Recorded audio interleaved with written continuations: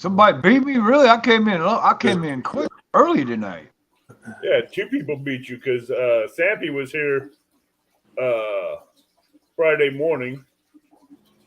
Oh. Then Ricky Rules was in second. Hey, Creole Bud, how you doing? Creole? Well, what's going on? Had some technical difficulties I was trying to figure out. We got it now. It's like everybody's having a little technical difficulties tonight. Hello, everybody, and welcome tonight. We're going to have a few more people joining us on panel tonight for Tackle Talk. So if you have any questions, be sure to announce them out, and we'll give each person on panel a chance to answer that question from their region and their body of waters that they fish. Tonight, we want to say welcome to Sappy. He was in here first. Channel member Ricky Reels. Then Catfish Dog Tim. 351 Cleveland. Piggy Pedals. Let's see who else we're missing. Mike Sampson. Misplaced Country Girl Fishing, welcome in. Misplaced, if you have any questions about your gear and everything that you want to get back for fishing, feel free to ask and we'll help you out, or you can get started and picking up your fishing gear along the way until you get back to CatCon next year. Welcome in, Don R. Can you figure out how to turn this thing on? So, Creole Bud, What's up, bro? would you like to start off and give a little bit of feedback on you and your channel and what you do? Oh, sure. I mean, most everybody knows me by now, but name's Jeremy, Creole Catfishing. I fish the Atchafalaya and Mississippi rivers in Central and South Louisiana, and we go after the big ones. The bigger, the better. And how long? When did you start your channel? Ooh, I believe. Hang on, wrong button. I believe I've started my channel. That's been 4 years now, if I remember right. And you've in that 4 years, you've gone quickly, haven't you? It depends on what you mean quickly. I mean, we didn't really start trophy catfishing until I'm going to say 8 months before we decided to start the YouTube channel. So I've only been trophy catfishing for maybe 5 years. And right. as far as like success and catching big fish and all, yeah, I would say we progressed, really quickly in getting the river figured out and kind of knowing what to do. I mean, on YouTube, you've grown really quickly in 4 years. Oh, we're at I think I'm at 1,300 and something subs right now. Which there's many channels bigger than mine that have not been in it for as long as me, but I don't put out the content that a lot of other channels do as well. So for the amount of content I put out, yeah, I'll probably grow them pretty fast. But yeah, you've come a long way. Oh, I remember when you first came on the channel. Can you drop that down a little bit? Brad is having a little bit of technical difficulties. Yeah. All right, Tim, your turn. Give us a little bit of feedback on you and your channel. Well, my channel's Catfish Dog. I'm a relatively new channel. I live in East Central Illinois. I fish the rivers and stuff around here. I've been fishing all my life. I eat catfish, bass fish, crappie fish. I catfish around here, not really that big. So my goal this year is to branch out and start looking for big catfish. I've got the equipment, I think, for it, but I don't really have all the knowledge. So I'm kind of here tonight to pick some brains. Let's see what happens. Mr. Ed Evans? Yes, sir. Your turn. What would you like to know? A little bit about you and your channel and what got you into YouTube. Well, a lot of friends got me into YouTube. Actually, Avid, your show is the one that started my channel, believe it or not. Oh, really? Yeah. The time that I was sitting at the lake in your channel, that's when it actually started up. Tell us about that, would you? Yeah. I was invited to Avid's show. I fish mainly on the Schuylkill River here in Pennsylvania, do a lot of flathead fishing. And Avid asked me on his show, and I couldn't be more grateful because I was just starting out. Pontoon Jody is actually the one that's really got me going with this. She's been a trooper. You're looking at an old guy here. I'm not computer savvy or anything like that. So any help from anybody is greatly appreciated. But I learned a lot, especially Avid's show that night. It really came around. I got sidebarred a couple of times with a couple of different things. Probably questions that I never get asked, but I'm glad I did get asked those questions because it made me think a little bit about where I was headed. So I really want to appreciate that a lot. So. All right, I want to take a minute and welcome in a few people that just came in, like Okay. Indiana Chris. Welcome in Indiana Chris, Fishing with Squirrel. Don R. Butterflies. And now, people, thank you, Chris, for sharing out everybody's link on panel. And Catfish and Crappie, welcome in. Now, Creole, for your area of the water of the Mississippi you fish, what kind of tackle do you suggest that people would use in that kind of current and that kind of water? Ooh, in the heavy deep water we fish, we use probably much heavier stuff than most people on YouTube. I'll be honest with you. As far as rods go, medium heavy, but preferably heavy action rods, depending on the brand. And I say that because one rod that I like right now is the Mad Catz medium heavy, because it acts more like a heavy action. That's why I like it. But, I've got a full, assortment of big rods, but it takes big rods. We tend to use a lot of lead, minimum 6 ounces if the current is really slow. I often find myself running 12, 16, 20, 24 ounces of lead, depending on what I'm trying to do. I still use the typical 80-pound test leaders that most everybody uses. Still use 10-aught circle hooks like most everybody uses. A big difference is lately I've been running 50-pound mainline because I thought I needed the abrasion resistance. I'm probably going to back down to 40, because even in my heavy waters, 40 will still do the job.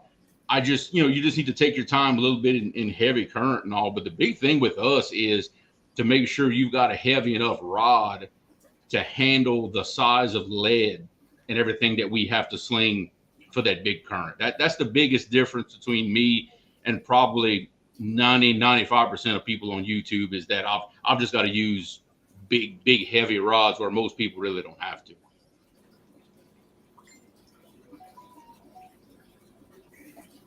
So for like now, you would not use anything from Walmart in that kind of water. No. Look, when we first started trophy catfishing, look, most of what I know about trophy catfishing comes from YouTube. It comes from Steve Douglas, from Chris Souders, all these, now legendary guys. And that's how we started. We started going down the Walmart aisle. I started with ugly sticks and the smaller Shakespeare reels and things like that. We quickly figured out that stuff, it'll land a fish, but in our extreme conditions, it won't do it consistently. It just won't. So we just slowly over time started upgrading to bigger, higher quality stuff, not to look good or nothing like that, but that's literally what we needed to get the job done consistently where we fish, and like I said, it's getting be now where Walmart, I don't even go in the fishing aisle anymore in Walmart, because you can order anything you want online these days. Right. Anything you want, it's available, it's there, you order it, bring it to your door. And two, at least in my area, Walmart really doesn't carry hardly any catfishing stuff at all. Amen, brother. Amen. It's kind of a joke, you know? Amen, brother. Amen. Yeah. The only good I do at Walmart is when I'm working down south close to Lake Charles, because the Walmart stock a lot of saltwater gear. Then that's a little bit different. But here, Central Louisiana, no. The catfish section doesn't do me much good in Walmart these days. Now, if you're starting, no, Let me ask you a question, Creel. Uh-huh. Now, I understand you're under heavy conditions in the Mississippi River. That's right. Now, I'm in, fairly light conditions in my area, lakes and smaller rivers. Mhm. And I'm ugly sticks. I'm just a simple fisherman, cat fisherman. Yeah. Would you recommend them, or do you think I really need to go to like something like Mad Cats or Muddy River or whatever name you want to call out there? Probably not. I'll be honest with you. Probably not. Well, we got by with ugly sticks for a long time. I'll be honest with you. The only time I would advise against an ugly stick is if you're consistently catching 40, 50 plus pound fish in more than 2 miles an hour of current. Okay. That's where I'm going to draw the line, and that's based on my experience only. By all means, my word isn't the law. But that's where we had to make the distinction. Is like, okay, I can kind of answer that one because I know the waters he fishes, Creel. And ugly sticks are good for any fish under 40 pounds. Yeah. And that's probably, there's maybe a couple lakes around here that have cats bigger than that, but for the most part, that probably works for me. For a good medium heavy action rod, I would suggest getting an Okuma. They're inexpensive, they're lightweight, they're strong, and get them in medium heavy and heavy action for both lakes and rivers, and they'll stand up to any fish that you catch. They'll go from anywhere from a 2-pound channel cat all the way up to an 80, 90-pound cat and bigger. 80, 90-pound cat. Man, I caught an 80, 90-pound cat, I'd be done fishing. No, just saying. I used to want to go that much. Yeah, I'd probably want to go bigger. But I've been using Okumas for a long time. And my personal best came off an Okuma heavy action rod. Off the Cascade River. Well, because I got a saltwater edition ugly stick that I think could do the trick. It might. And it's got a pen warfare on it, so I think it'll probably do the trick. I still have a few pen warfares. I love those reels. You know what? That's a new reel to me. I went out and bought it because I just like pens to begin with, and it takes a little getting used to. But I'm getting pretty used to it. I kind of like it. The only trouble I've ever had out of a pen warfare, which I've got 6 of them, and I had trouble with 4 out of the 6, and I just fixed the other 2 while I was at it. Is for some reason the button for the clicker over time, it's like it doesn't stay disengaged, and when you cast it slightly, you hear the clicker like it's not coming off all the way. Right. So now I'm a boat fisherman. I don't use clickers hardly ever anyway, so I just took the side cover off and pulled the clicker off on all my reels. That's the only issue I've ever had with pen warfares is that little clicker button on the side. Don't know why it does that, but it's just one of those things. Well, unfortunately, that's probably one of the reasons why I bought that reel is for the clicker alarm on it. Oh, Creel, we got a commercial for you here in a little bit.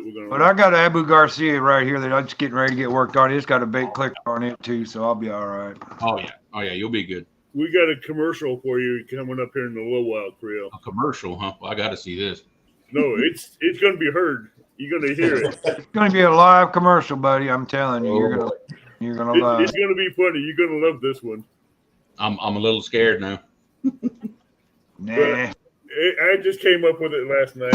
It's all good fun. Misplaced Country Girl says, just got a pin Fierce 3 rod and reel. Yep. What kind of line would you guys suggest she puts on that? If you're mono, I suggest putting some 40 pound mono on it. You'll be able to do whatever you want. I'm a huge fan of Andy Monster right now. Low memory, low stretch, and it is tough, but cast like a dream as far as mono goes. Braid, if you want braid on it, it's pricey, but Suffix 832 all the way. I love that Suffix 832 braid. I use that on my bumping rods. I use braid on my spinning reels, but if you're going to put braid on, have at least 20 yards of monofilament backing before you put your braid onto it. Yep. And do an inline knots on it to where it ain't going to mess with your line when you cast in. Yep, exactly. If you don't know what an inline knot is, me and Creole can help you out later on with it and explain it to you or show you how to do it. It's a real simple knot. It's real quick, and it's a very strong knot for tying two lines together, and it's flat and smooth, and it won't catch no line. Let's say hi to a few people that just came in, which is Butterflies and Sunshine, Danimal's Creation, River Rats 3030, Ronnie Oakley, and Ray Smith. Ray Smith says he prefers Power Pro line, but yeah. Now that I know for sure, Mike Greenwell loves Power Pro. I know Steve Douglas used Power Pro for many years, also. So Power Pro is great line. It just don't come in a color that I like. I'll be honest with you. That's why I have the 832. Don Johnson just came in. Now, there's a new braid that came out that's an 18 strand braid that's put together, and it has this coating on it. It's supposed to be abrasion resistance. I have it on my Pinfierce 8000, Pinfierce 6000, and I've been using it for maybe a year and a half, and it's been really good. I've fished in rocky waters.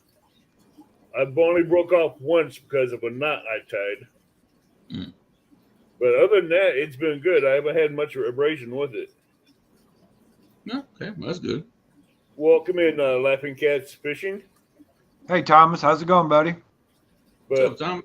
now I can't find it on the market now.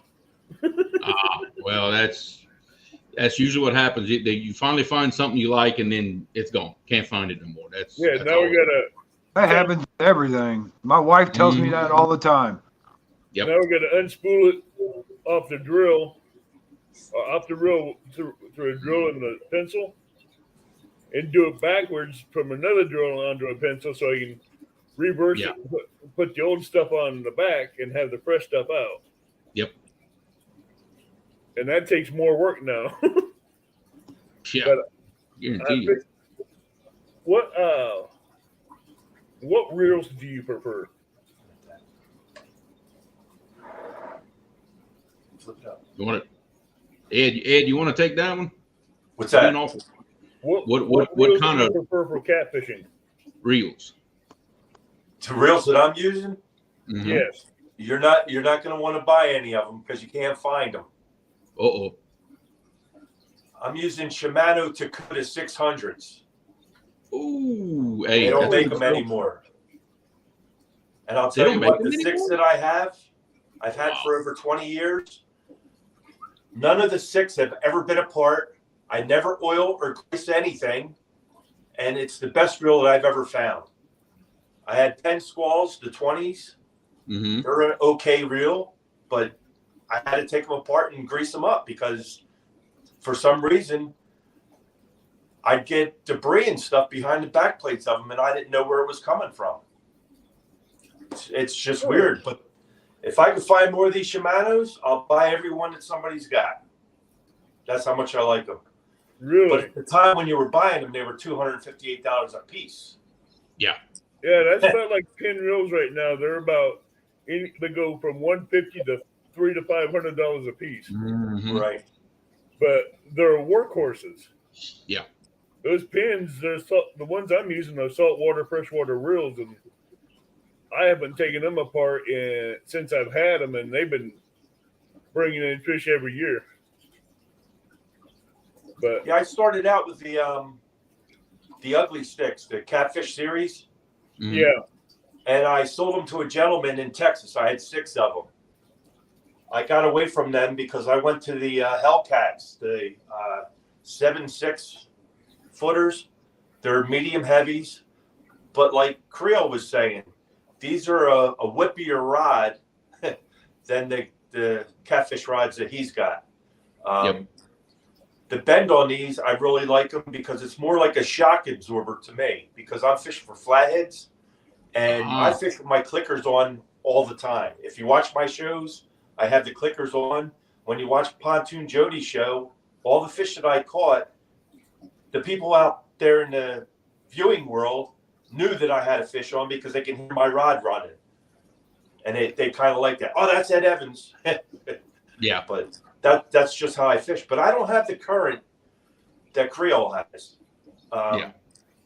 Our current is, well, let's put it this way. We have shallow water, and we have a non-tidal river here that I fish on.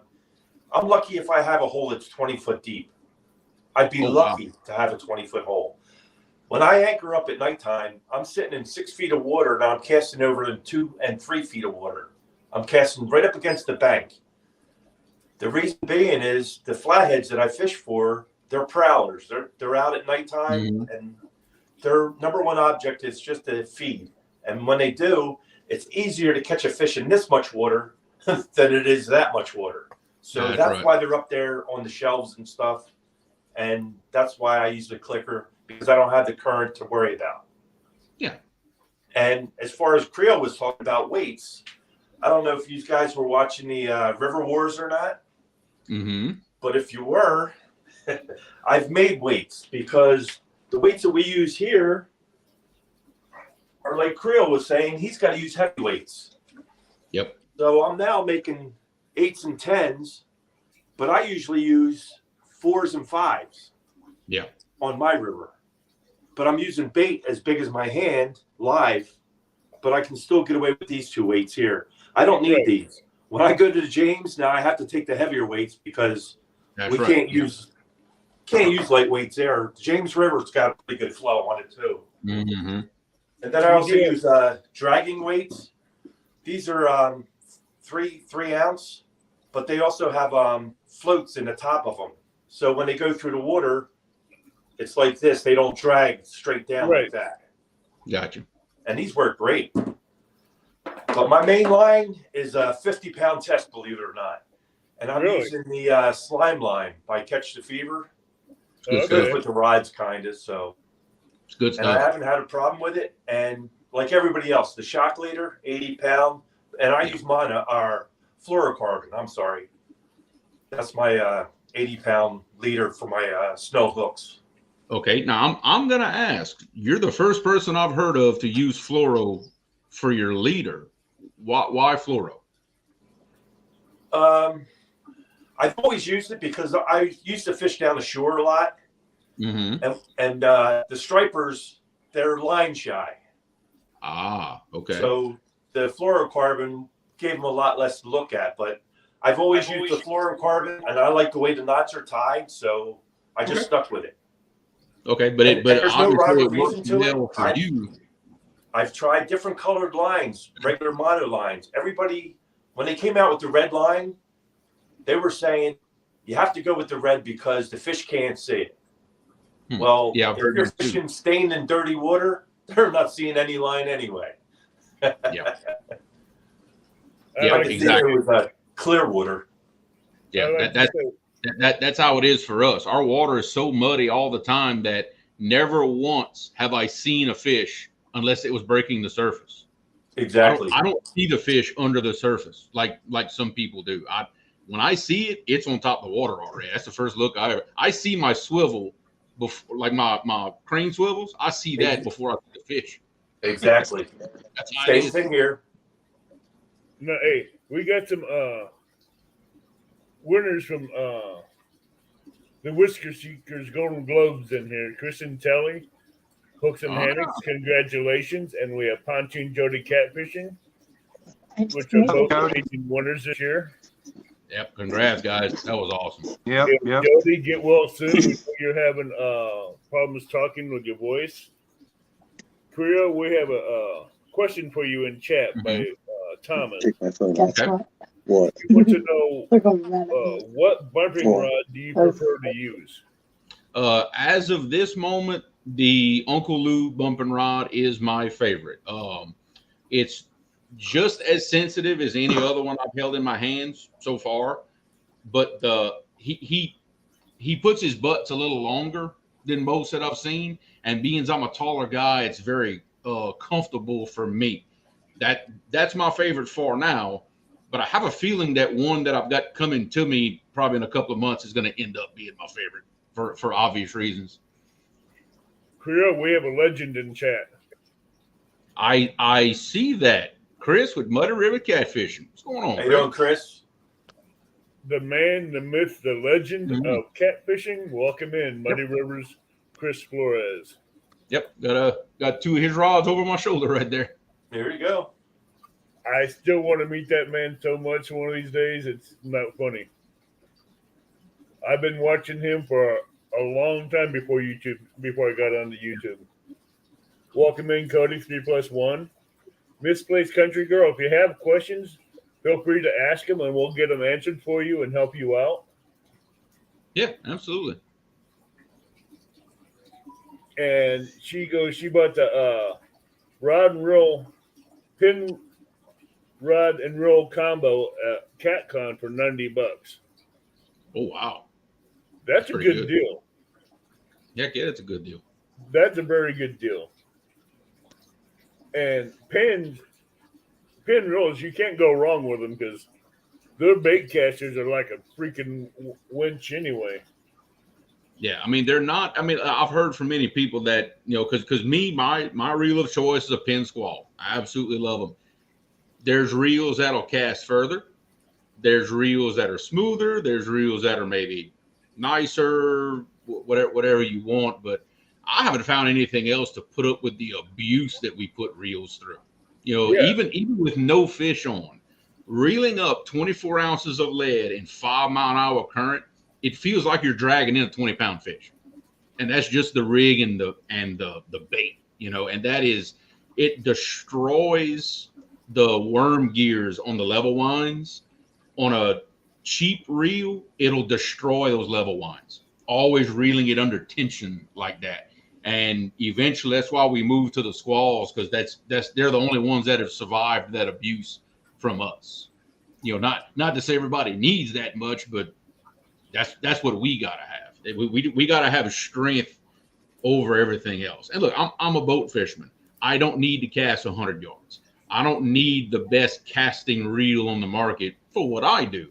All I got to throw is about 80, 100 feet out the back of the boat, and I'm good. But I will say this.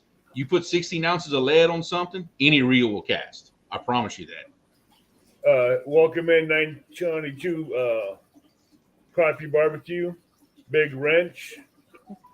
And welcome in. We finally got Mr. Title Weights himself, Brad Cardell. If you ever need weights, he's the man to call. Absolutely. Everyone. Oh, hopefully you can see me all right. I use two phones to make it work. See you So- good, right? We got you. You're doing good. Now give us Can't a see little you guys, but I can see at least where I'm. Yeah, we can see you good. Cool. Brad, give us a little back history on you, if you don't mind.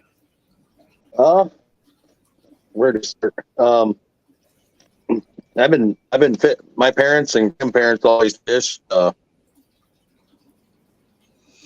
Whoops. Oh, We lost Well, him. when he comes back, until then, we got another question for you from Thomas Creel. okay. If I send you 3 bumping rods, will you give me an honest review and be a good guest on Serena's show? Wow. I believe me and Thomas need to have a conversation, but yeah, I believe I can help you out with that. But we'll definitely talk about that. Absolutely. That was a loaded question there. I know, right? Kind of caught me by surprise. Hey, you never know what's going to pop up on the show. Yeah, you never know. That's why I love it, though. Welcome back, Brad. Hey, how's it going? Can you hear me? Yeah. Yeah, we can hear you. We can hear Wait. Connection's not very good out here today. you. But yeah, my grandparents and parents all fished for catfish, and then when we were young, we started out using king pools to fish, and been fishing ever since. So for catfish specifically. So And what got you into making weights? mainly the price. Around here, they can go for $1 an ounce. So we tend to make our own versus spending a ton of money. Catfishing has really never been known to, put a ton of money into it. It ain't like some of the other fishing like walleye or bass where you get to spend some money on some lures and everything else. So that's kind of why we started doing it. And I've seen a lot of people having issues getting sinkers and needing sinkers and then trying to find them affordable like we were having the problem. So, and that's why I kind of started doing it. Now, word has it you have expanded not only in selling weights, but something else, right? Yeah, we do the drifting weights, and then we started doing some spooks too. These are some of the drifting weights. Let me put you on picture real quick. And some of the spooks, we do a bunch of different colors. I'm not really known for sticking to one color. I like to paint up a bunch of different ones, a bunch of different variety. I personally like having a lot of different colors. It may or may not affect how it fishes, but it's still nice to see when you're baiting a hook that a color that you like or something, you prefer. Now, as far as you go fishing, what kind of tackle and gear would you use for the water that you're in? See, for us here in Ohio, we don't have, if you catch a 10-pound channel, you're doing pretty good. If you go up to the bay, you can catch, 15, 20 pounders pretty regularly. You'll catch the occasional flathead that's, around 30 pounds. But I prefer the Uncle Lou rods just because of that soft tip, especially for flathead. You see it right away. Mm-hmm. Sometimes, like in our area, they don't always just bury it. A lot of times they'll grab it. You might see a little bump even on the Uncle Lou rod with that fast tip. Sometimes even then it's still even hard to see. And sometimes they'll swim, left to right or right to left of us. So you a lot of times watch the line more than you do the pull. All right, Misplaced Country Girl has a question for you guys, and she's new to catfishing, so she don't know what a spook is. So she's asking, what is a spook used for? It's used to help suspend your bait up off the bottom. So they're catfish. A lot of people say. Whoops. Well, I happen to have a rig right here in my lap that's got one tied on it. These I can show her. But basically, this is what he's talking about, a spook right here. And it's rigged ahead of your hook. I have mine probably about 8 inches. And like I said, this serves as a float. That way, when your weight, which I have here, your weight sitting on the bottom, the spook holds your bait up like this. And then the hook dangles from it. It holds that bait up off the bottom. And most people like them because of that right there. You got a nice rattling action in there. But would you Creole, would you use those in a lake situation or just like flowing water type? Yes, I would. Tim. Yeah, definitely. You got to figure if you're using live baits, that live bait is going to shake the bejesus out of that spook and make all kinds of right. I would use one. And any kind of dragging situation, if you're dragging baits, sure you would use it. I'd say you're better off using spooks in a lake than a river, in 9 out of 10 situations. Yeah, because they're not always on the bottom. A lot of people think that catfish, they're always directly on the bottom, but a lot of fishing, like in our area, they use a high-low rig with a night crawler, and you'd be surprised how many times they'll bite that top hook versus that bottom hook. Now, in fact, active fish will never be belly on the bottom. I'll go as far as to say that an active feeding catfish, he's going to be at least a foot or two off the bottom. He's not going to be right on it down in the mud. If he's down in the mud on his belly, that's not an active fish. Mm-hmm. You'll find them suspended. There'll be you can find big rock piles, and they'll be suspended on top of those rocks, sitting there waiting for food to come by. And they may be a foot off. They may be laying right on that rock just above bottom. It's surprising where you'll find them. No, I use rigs similar to the spooks, but mine has a pinch floats with the rattles on them. Mm-hmm. But I make my leaders anywhere from 18 to 20 inches in length for both the Mississippi and the Kaskaskia for the currents and the bait. Because if I get that sinker too close to a fish, it's going to spook, especially if I know where the hole is. And I like to put that bait almost right at the edge of that hole without the sinker dropping off at that edge and spooking that fish.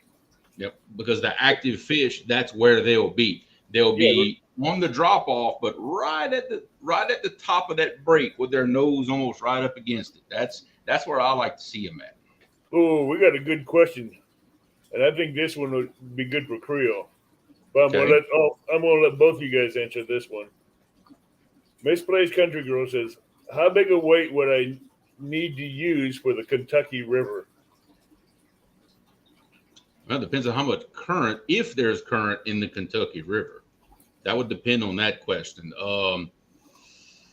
Just say that has like 3 to 5 mile an hour current, for example.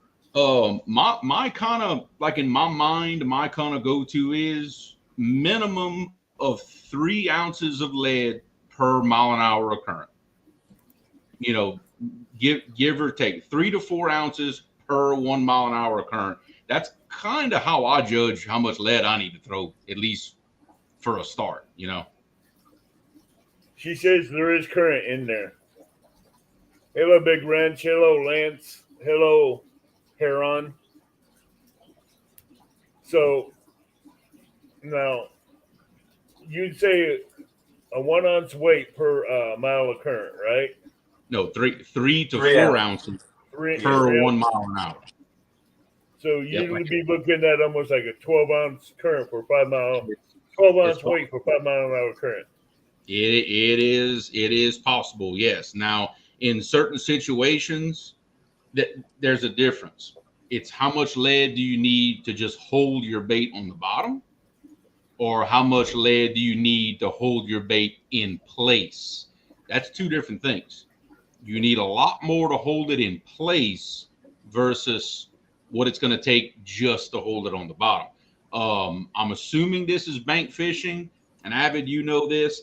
A lot of times you want to get it out there with enough lead to hold it on the bottom, but you actually want the current to kind of sweep your bait just a little, because whenever it stops, it hits a little ledge, a little hole, a little anything, most likely that's where a fish is going to be. So you want that little bit of movement. Now, from the bank angler standpoint, and I know there's current, I'll go anywhere from 4 to maybe 8 ounces of weight pyramids. I'll cast. What I do is I use like a clock system on the bank. Mm-hmm. If I'm looking at a target at 3 o'clock, I'll cast up at 11 o'clock, and by the time the pyramid drops, it'll be right where I want it to hit. Yep. And that last foot or two, it'll be bouncing off the bottom until it sticks in mud. Yep. Then that 20 ounce leader is still ahead of it with a rattle trap and the bait on it. And that works. I use what they call Santee Cooper rig and Carolina rig. Mm-hmm. I rarely use a drop shot rig unless I know I'm around rocks around Alton Dam. But that rig, I love it. Now let me ask you this: would you use a spook on a Carolina rig, or do you usually go 3-way with it? Carolina rig, I'd use a spook or a rattle trap rig I make. Yeah, you can use them either way. Most people use them on a Carolina rig, to be honest with you, because on a Carolina rig, your spook is doing the same thing as your dropper would do on a 3-way. It's elevating your rig. Yeah, I realize it still do the same thing. Now I use Carolina rig all the time, and I hear you guys talking about using 80-pound leader line, shock line, and if I'm using 80-pound on a Carolina rig, and I'm using 40-pound as my line, and I get hung up, isn't that just going to snap off your main line and you're going to lose everything? That's right. Okay. Remember, okay. So then you are going to sacrifice that for that reason.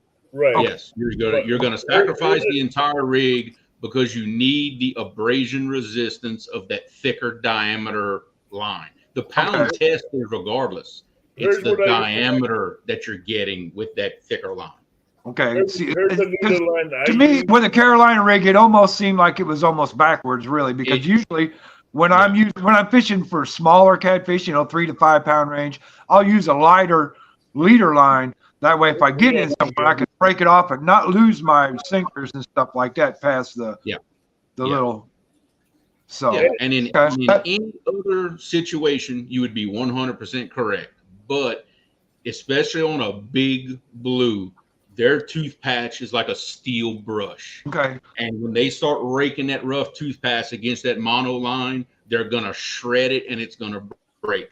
That's why you need the diameter.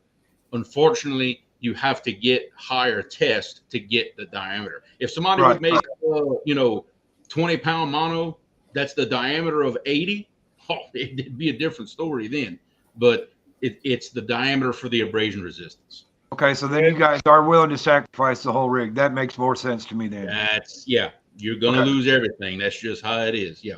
Okay, that's a lot more sense to me then. Well, because I fish for flatheads, I fish a lot of heavy cover, so that's what I'm using heavy line for.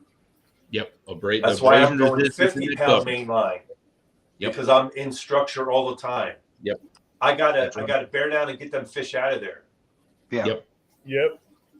All right, and there's a question in chat. I'm gonna let you answer for Misplaced Country Girl. Okay. She wants to know what is a 3-way rig. 3-way is basically a 3-way swivel. I'll show you real quick. I even have one over there. And this, I seen her in Danny Stone's live today, and she wanted help with this stuff. So this would be your 3-way swivel right here. I don't know if you can see it. I'm holding one end of it, and there's 2 more. So you'll take your dropper line straight down, your main line to your rod, and then this line here go out to your, whether you're going to put a Sandy Cooper rig on or a whatever rig, even if it's just a straight piece of mono with a hook on it. But this here, the 3-way line, is actually going to let you drop this down, make a dropper loop out of it. If you wanted it 3 foot off the bottom, you would have your sinker come down 3 foot from the bottom of this, and your line would be straight off of there. You could adjust that anywhere you want. That's a 3-way. I don't use them in my river because my river's so shallow. Like I was telling these gentlemen, I'm lucky if I have a 20-foot hole anywhere on the river. I'm basically fishing at nighttime all the time. I don't fish during the day at all. I don't like boat traffic. Neither do the fish. When you're fishing in shallow water, I'm in 6 foot of water that I'm sitting in, and those boats are flying by, jet skis.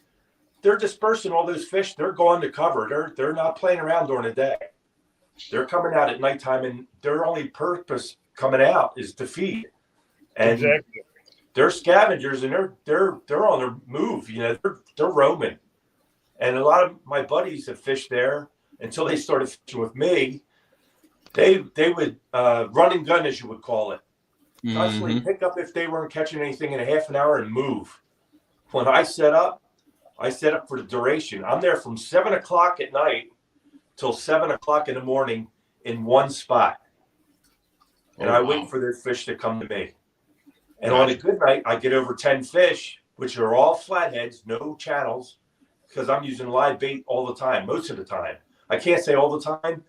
When we get heavy rainfall and we got muddy water that's swift and running, I like to put some cut bait out there because it puts more scent into the water, lets the fish find it a little easier. But I use Sandy Cooper rigs basically 99% of the time. The only time I don't use them is if I go down to the James River and have to bump, drag, run planer boards. It's totally different than what I fish for flatheads because the blues totally different. Yeah, and really the basic rig, like for what you use and what I use, is basically the same. Some of the hardware is a little different here and there, but the overall look of the rig is really not, even a bumping rig, it's not that much different from what you're talking about in the rig you use for your yellow cat. Right. I did find out one thing fishing down there. Don't let anybody tell you different. Blue catfish are easier to catch than flatheads. I will agree. If that weren't true, I would catch more of them than I do blues because they are. I'll tell you what. For somebody that's not from the James River, I went down there and caught the most amount of weight on that last tournament than every boat from the two rivers. And I'm not from that area, so that's telling me it's easier to catch those fish than to catch flatheads. Now, Don R has a question that's really good. Do you notice a difference in speed and direction of current from top to bottom? Depending on where you fish, it can be a big difference. Oh, yeah. If you're in the dead middle of the main channel of the river, it's pretty much going to be the same top to bottom. The more you get towards the banks, towards the structure, towards the points and bank cut ins, especially get close to these eddies. We had this happen Thursday. I had 2 miles an hour current going one way on top, but when I threw my rigs and they hit bottom in 60 foot of water, it was dragging my rigs up current. Yep. No. I've had it happen many times. No, like you say, the reverse flow current, Krill, how would that play with the effect of how the weights drop in the water? Well, I'll tell you what it does. I'll tell you what it does to the fisherman. You're sitting there trying to get your boat set up. You throw your lines thinking that you're going to go out the back. You turn around and look back. You've got slacking lines. Everything's getting pulled towards your boat. I really only use one kind of style of sinker. I use those big coin sinkers that have the brass eyelet in there. And they're great, but they will get drug around on the bottom. That's just how it is. And sometimes I have to throw rods out, see what they're going to do. They're the weights he's talking about. Exactly that right there. Yep. That's exactly what I use. You know, sometimes it takes throwing out, seeing what they do, then reeling back in and saying, okay, we need to rethink this. We need to do something else. You know. But yeah, it does take some. I've even seen a rig go one way, then you wait 5 minutes, and it goes back the other way. Yep. I've seen it happen to me many times. It is the weirdest thing. And sometimes when you're using sinkers, like say you're using an 8-ounce coin, and I actually prefer the flat banks because they don't seem to catch as much water. They don't get underneath them as easy. And you might use an 8-ounce coin, but when you switch to a different style, like a flat bank, you might only need 6 ounces. And that goes for any sinker you use. There's spots and places for all of it. I mean, you gotta use your work in your water, figure out what works good in your area, because what may work good for Creel may not work good for me. Exactly. And I always give that disclaimer with any advice I give anybody. I fish some strange situations. I fish some wild stuff. Just because I'm doing it does not mean that's what everybody else has to do. I got some weird stuff going on down here. Yeah, because no rolls work pretty good for me up here. So, you know, that's what I use. Yep. And a lot of people do. it's nice because you can easily, like on the coins, you can easily take and remove them. You can say, hey, that 6 wasn't working. I need a 10 or a 12. Or even there's times where we use 16s on the Ohio River, and people look at me like I'm crazy. But if you fish the main channel, you need heavier weight. But if you're fishing off in that slack water off of it, you could use 10 ounces on one side of the boat if you're splitting in that current. And on the other side, you might only use a 6. So it just depends on what waters and where you're fishing. And the bottom of the river plays a big part of it. Dams are always extremely rocky. And if you plan on fishing there, you plan on losing some terminal tackle. It's just all there is to it. Yeah. I want to say hello to Maurice Kaysen. He's a legend on everybody's channel. Right. He says hello, Avid, Thomas, Dan, Jeremy, and Total. Welcome in. And Don R has a question for Brad. Which of your weights sink the fastest and hold the bottom? Well, the pyramids sink the fastest. There's just nothing to it. The shape of them, they're like a torpedo going down the water. There ain't too much that stops them. No.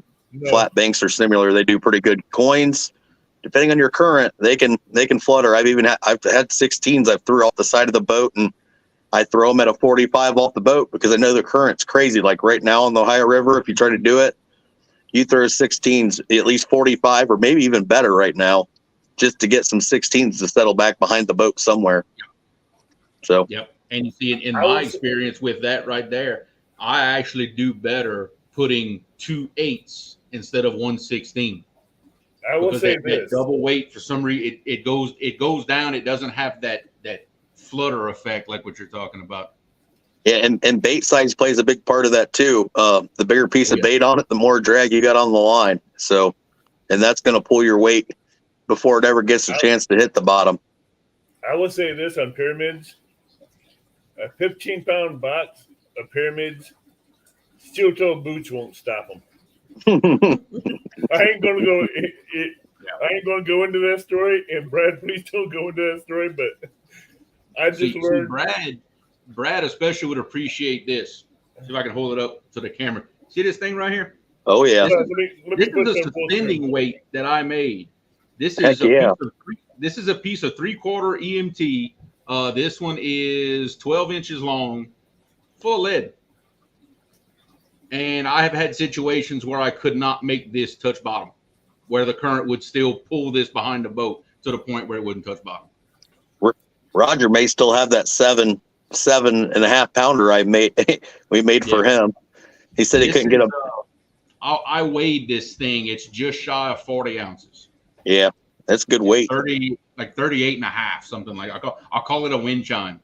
I tell you what, and you know how bad the current is up here on the Mississippi River. You know that. Mm-hmm. I use a 5-ounce pyramid weight up around Alton Dam with the gates open. Cast it out there, 8 hits, and it sticks quick. It sinks that quick with a 5 or 8 ounce weight. Yep. And I love how quick it drops. I mean, it's like as soon as it hits the water, a few seconds later, it's on bottom. Mm-hmm. It's like Brad says, it's a torpedo. It's designed to cut through that water and that current and just drop as quick as it can, and it takes the bait with it. Yep. And one of the things I see a lot of people talking about, leader length in general can play a big part in your water too, especially with spooks. If we drag, I tend to go a lot bigger. I'll go between 2 and 3 foot. And if I'm going through some heavy cover stuff, I make them 3-foot leaders, because 90% of the time what happens is your hook actually is catching that debris. And the longer you have that leader, the less chance you are to having it snag up on that brush to give those dragging weights time to go over what you're dragging them through. And I mean, we drag them through treetops and everything else. And heck, I pulled in good portions of trees that I should have never pulled to the bank. I should have just cut the line, but I didn't want it out there for us to run through it again next time. Yeah, that's why I don't use a heavy monofilament leader like a lot of people do. If anybody knows what a Cajun line is, That's pretty strong per pound on it. and I use a 17-pound Cajun line for a leader. I don't like using that Cajun line because I don't like breaking it. I tell you what, if you hook into something, you're pulling it in. Yeah. That's a lot of times I use that the Berkeley Big Game Green. I use that because it's got good enough strength that if you get a decent sized fish on it, you can pull a 50 and 60 pounder in on 40-pound line, no problem. But if you need to break it, you have the ability to do it. I got some stuff, some Whisker Seeker 80-pound leader line, and that stuff. I'll tell you what, when you get it, you better hope you get a fish that it pulls it out, and you ain't worried about getting it hung up. Because you get it hung up, you're better off cutting it. Right. Because it sometimes it takes two people to get it out of there. Brad Butterflies has a question for you. Yeah. Are the pyramid sinkers sharp? Yeah. I mean, they can be. They do have a pretty good edge on them, and they always do. I always try to take and file them down some and hit them with a hand file, just because. But you're still going to have that sharp point on them at the tip of them. But it ain't like you're going to have to worry about it getting in your line. Most of the time, they shoot way past it. You don't have to worry about them getting into it. Butterflies, the only thing you have to worry about on pyramid sinkers is the point. Yeah. You don't drop it on your foot. It's going to hurt. It's going to poke you, and you will bleed. Yeah. It's like a knife. You never touch the sharp point on it. Right, but I like them because they cast good. They don't catch any wind resistance like a coin sinker will. And when they hit water, you don't hear it. It's like a little. That's all you hear. But Evans. The pyramid sinkers from Brad. Use two hands to pick it up, not one. I was worried about them going through the box. Oh, they didn't go through the box until they found the steel toe. That's the only crack it got in it. I'm going to ask the question now. We've been discussing this off and on. Now, when I go out to fish, I check moon phases, barometric pressures, water temperatures, air, wind, weather conditions. I have lately been hearing about people checking pH conditions in the water. Do any of you guys ever do any of that? I go out and fish and have fun. I don't worry about wind, weather. Okay. Yeah. Moon phase. Very much I'm a fish when I can guy. Yeah. I don't let anything stop me from going except lightning. The only thing that'll stop me from going fishing is lightning. I'm with you on that. It starts lightning him, I'm gone. Yep. We just mind lightning, I'm gone. We just find the nearest bridge and duck underneath it, tie the boat off, and wait it out. Because sometimes you get in positions you can't just pull a boat out when it starts. Yeah, exactly. And that plenty of times. Hey, Tim. Yeah. You want to do the commercial? Is it commercial break time? Yes. Yeah, okay, here we go. Newsflash. Danny Stone shakes John Parker's hand at CatCon. Well, Danny, you know what that means. This newsflash has been brought to you by 1-800-RENT-A-FISH. If you got a live show, a 1v1, or a tournament coming up, call 1-800-RENT-A-FISH for a great show. Let's hear some endorsements. JP says, I caught the Mondo Hondo, 1-800-RENT-A-FISH delivered it. Richard Cluck says, 1-800-RENT-A-FISH brought me a PB. Parker Pursuit says, bank or boat, 1-800-RENT-A-FISH delivers. Oh, my God. Possum Outdoors says, yes, sir. And Muskrat Adventure says, I'll take 2, please. Creole says, I had to revert back to cooking shows till I called 1-800-RENT-A-FISH. Oh. That's 1-800-RENT-A-FISH, folks, for all your fishing needs. And now, back to our show. He went for a left hook on that one, didn't he? I like it. Dude, look at here. Creole, I'm not kidding you. I wrote this out last night. I do these just for fun.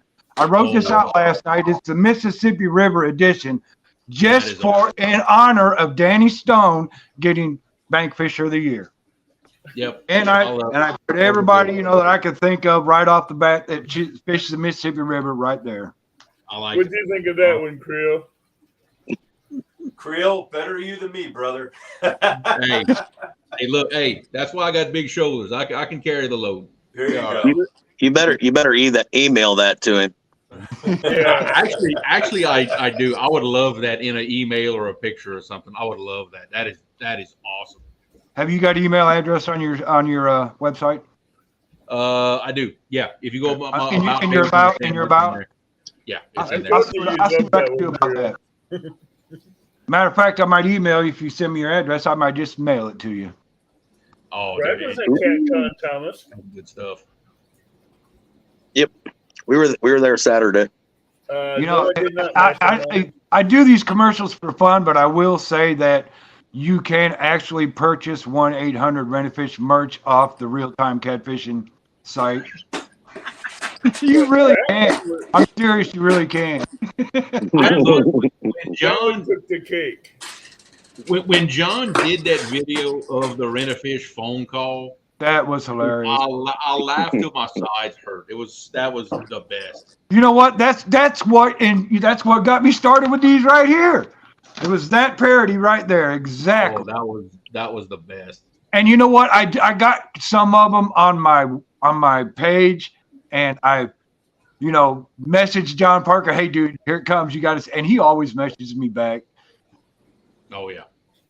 Hey, Evan, Yeah. I got a question for the panel. Okay. Okay. Here you go, guys. What are your thoughts on these two brand hooks right here? Make it big, Evan. Hold on a minute. One is a Kale hook, and the other one's a Charlie Brown. What are your thoughts on these two hooks? I love seen the the trick. tail hook because it has the same effect as a circle hook. The Charlie Brown? I'm not really sure of because I don't use them. JTC uses them a lot. Well, for me personally, I think these two hooks ought to be banned. They take the eyes out of catfish. Yeah, I will give you Oh, I guess they would, wouldn't they? Because they're so big in the Exactly. right? Yeah. When When they bite down, it comes right out the side of their eye. I can see that. When I started out, everybody was telling me about these hooks. So I went out and bought a whole bunch of them. And the day that I used them, I probably got 6 catfish in the eye with the Kale hook. Yeah. I got 3 with the Charlie Brown hook. So See, I can see it more with that Kale hook with the longer shank that it's got. I can see that, no doubt. When you catch fish and they're missing eyes, it's usually from these kind of hooks. Yeah. One thing else though, circle hooks will not do that. No, absolutely not. If you use an oversized hook for your waters, if you use a 10-aught when you should be using a 6, they will do a circle hook will do the same thing because I've seen it. That's why I run 8s instead of 10s or 12s. Yeah, that would be about the same way with that big hook he had. If you use the oversized hook for your water, the shank would be too big for your fish. I've caught a whole bunch of them with 10-aughts, and I will not use them. And I don't even use them in the Ohio River. I use an 8 because I don't have to worry about. Yeah, the flathead you don't ever usually have to worry about it, but blues and channels, you'll knock them right out. And they're live. A small channel cat is not going to go after that big fish. He can't get it in his mouth. He might try. But they will beat it up though. They'll beat the crap out of it though. They'll try to beat it up, yeah. But I've seen some channels take some pretty big baits you wouldn't think they'd be able to get. No, 6 and 8-inch shad, no problem. Yep. No, when I first started out catfishing, I used those Kale hooks until I found out about circle hooks, and I put the Kale hooks, got rid of them, and started using anywhere from 7-aught to 14-aught circle hooks for the big cats I go after, and the baits I use. And it's mainly going to be what you're comfortable with using. I prefer the 8s, and they do good for me. But I'm not one to throw on a huge bait. I mean, I stick to smaller baits most of the time. Every once in a while, I'll throw a big bait out, but they're few and far between. That's the way it is in my area. It's 6 to 8 for me, really, because I'm not throwing big baits. Because if I want to catch a big catfish, I'm going to have to travel. I mean, I can catch catfish here, no problem. But if I want big ones, I got to travel. So I'll use this day around here. I want to say hello to Coach of Water that came in, Dale Hayslip. I ain't even. I'll use these eagle claws. These either semicircles or circle C's. Mm-hmm. The 4s and 6s. They work good. They're easily available. They're cheap. They ain't going to cost you $1 a hook. They work good, especially for channel cat. And here's a question for the panel. On circle hooks, for a beginner, what size would you prefer that they start out with? it depends on where you're fishing. Depends on your bait size. River from the bank. That too. Well, if you're not fishing versus boat fishing. I mean, if you're not fishing for really big, 6s will work good. I mean, you're not using big bait, so. Well, she's in the Kentucky River. Well, I guess I wouldn't be afraid to use her 6 or 8/0, no problem. I'd go. There's decent sized fish in there. They also got some monsters in there too. So. Mm-hmm. Well, I mean, if you run across one, you run across one. Well, that being said, I'd go from anywhere from 7 to 9, because a 7 or 9 can hook into a monster in the corner of the mouth really well. Again, like you said, it would depend on your water. If you got a majority of smaller fish in there and only 2 or 3 monsters here and there, well, would you want to use the bigger hook to find those 2 or 3 monsters? A 7 and 9 will also fit into 2 to 5 pound cats. Well, yeah, those 8/0s, depending on how you hook your bait. I mean, you have a lot of coverage to catch, 1 to 2 pound channels all the way up. I mean, right. that 31 pound flathead I caught 2 years ago, it was on an 8/0, and I had a pretty good sized bait on it, and they hook up. They don't have any problem. They don't discriminate. Yeah, that's what whenever I go to new water, that's all we start with, a 6 or an 8, one of the two. Yeah. And Creole and Brad and Ed will agree to this, because the reason why I say anywhere from a 7 to 9 is according to the size of bait that you're going to put on the hook. Yeah. Mm-hmm. The smaller the bait, you can go down to a 7. Yeah, it depends. You can go to an 8. The larger bait, you can go to a 9 or a 10. And it depends on how and where you're hooking them at too, and how you're fishing. And a lot of it plays in. Because if you hook it up through the sinuses, you can go through a 7. Through the mid back, you can go to an 8 or a 9. If you're going to go through the tail, you can go with any one of the 3 baits. Mm-hmm. Yeah, I always like hooking above the dorsal fin on bluegill. I have good luck doing it. So. Yeah, I agree. I mean, if I had to just without knowing any other information, just hey, I'm a beginner. I've always said an 8/0 will catch just about any catfish that's swimming around. Mm-hmm. It'll catch a 1 pounder. It'll catch a 100 pounder. The only reason I don't use 8s is because I like throwing really ridiculous sized baits.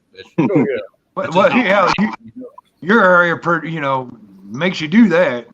Yeah. Hey Creel, did you see the Freddy spooks yet? I have seen a few of them. Yes, Freddie had sent us a message a while back showing some of the hand painted ones. Yeah. No, Creel knows I throw big baits on the Kaskaskia in the Mississippi, so that's big. Wow. And this thing, tip to tail, is 7 inches. Ooh. You see it. Yep. That's a monster. Freddie even sent me a picture of what he called the Creole edition. He must have painted some purple and gold. Here's a 4-inch. There's the 7. Holy These are definitely Creole water spooks. Those spooks there are the Mississippi spooks. Yeah. They're inch and a quarter by 7. They're pretty nice, actually. We got a couple. Do I have any mods in chat that can post Brad Cardell's link in Facebook? I was telling somebody a few weeks ago, you don't always have to spend a ton of money on stuff like some of the bigger spooks are nice. And if you got the money to buy them, by all means do it. I mean, if you're fishing big waters like Creel, I would not be afraid to throw them out there. Now, in Mississippi, those 7-inch spooks would work perfect on. Yeah. And the cast gasket I fish, they'd work good on as well. Because the part where I'm at, they do really well at that. The current and the depths that they're at, they will hold the bait up high enough in the water column where the predator fish are swimming through there to eat. I'm going to try this year doubling up a couple 4-inch spooks to see if it works to suspend a little bigger bait, because I'm not one to throw big baits, but and not everybody wants to spend a few $20-$30 on the bigger spooks, and the 4 inches they're a lot more expensive. The 4 inch are a lot more cheaper, so you're probably going to be able to double these up. I'm going to try this when we get out to go fish, where we double them up with a quick swivel on the line and see how they do to float a bigger bait and see how they perform putting them together. Might be another. It's going to make more sound for sure, and it might be a little more affordable way for somebody else to do it that don't have the money or don't want to spend that kind of money on doing it. So.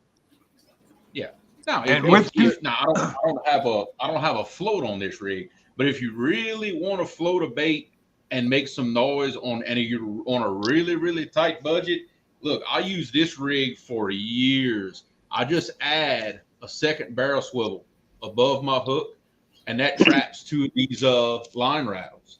All you have to do is add a peg float to this, and you've got the rattle. Now I use just this rig in the river for a long time because honestly, I don't know if even those 7-inch spooks would actually float a bait in that fast current that I have. I use them more for the noise than the flotation, I'll be honest.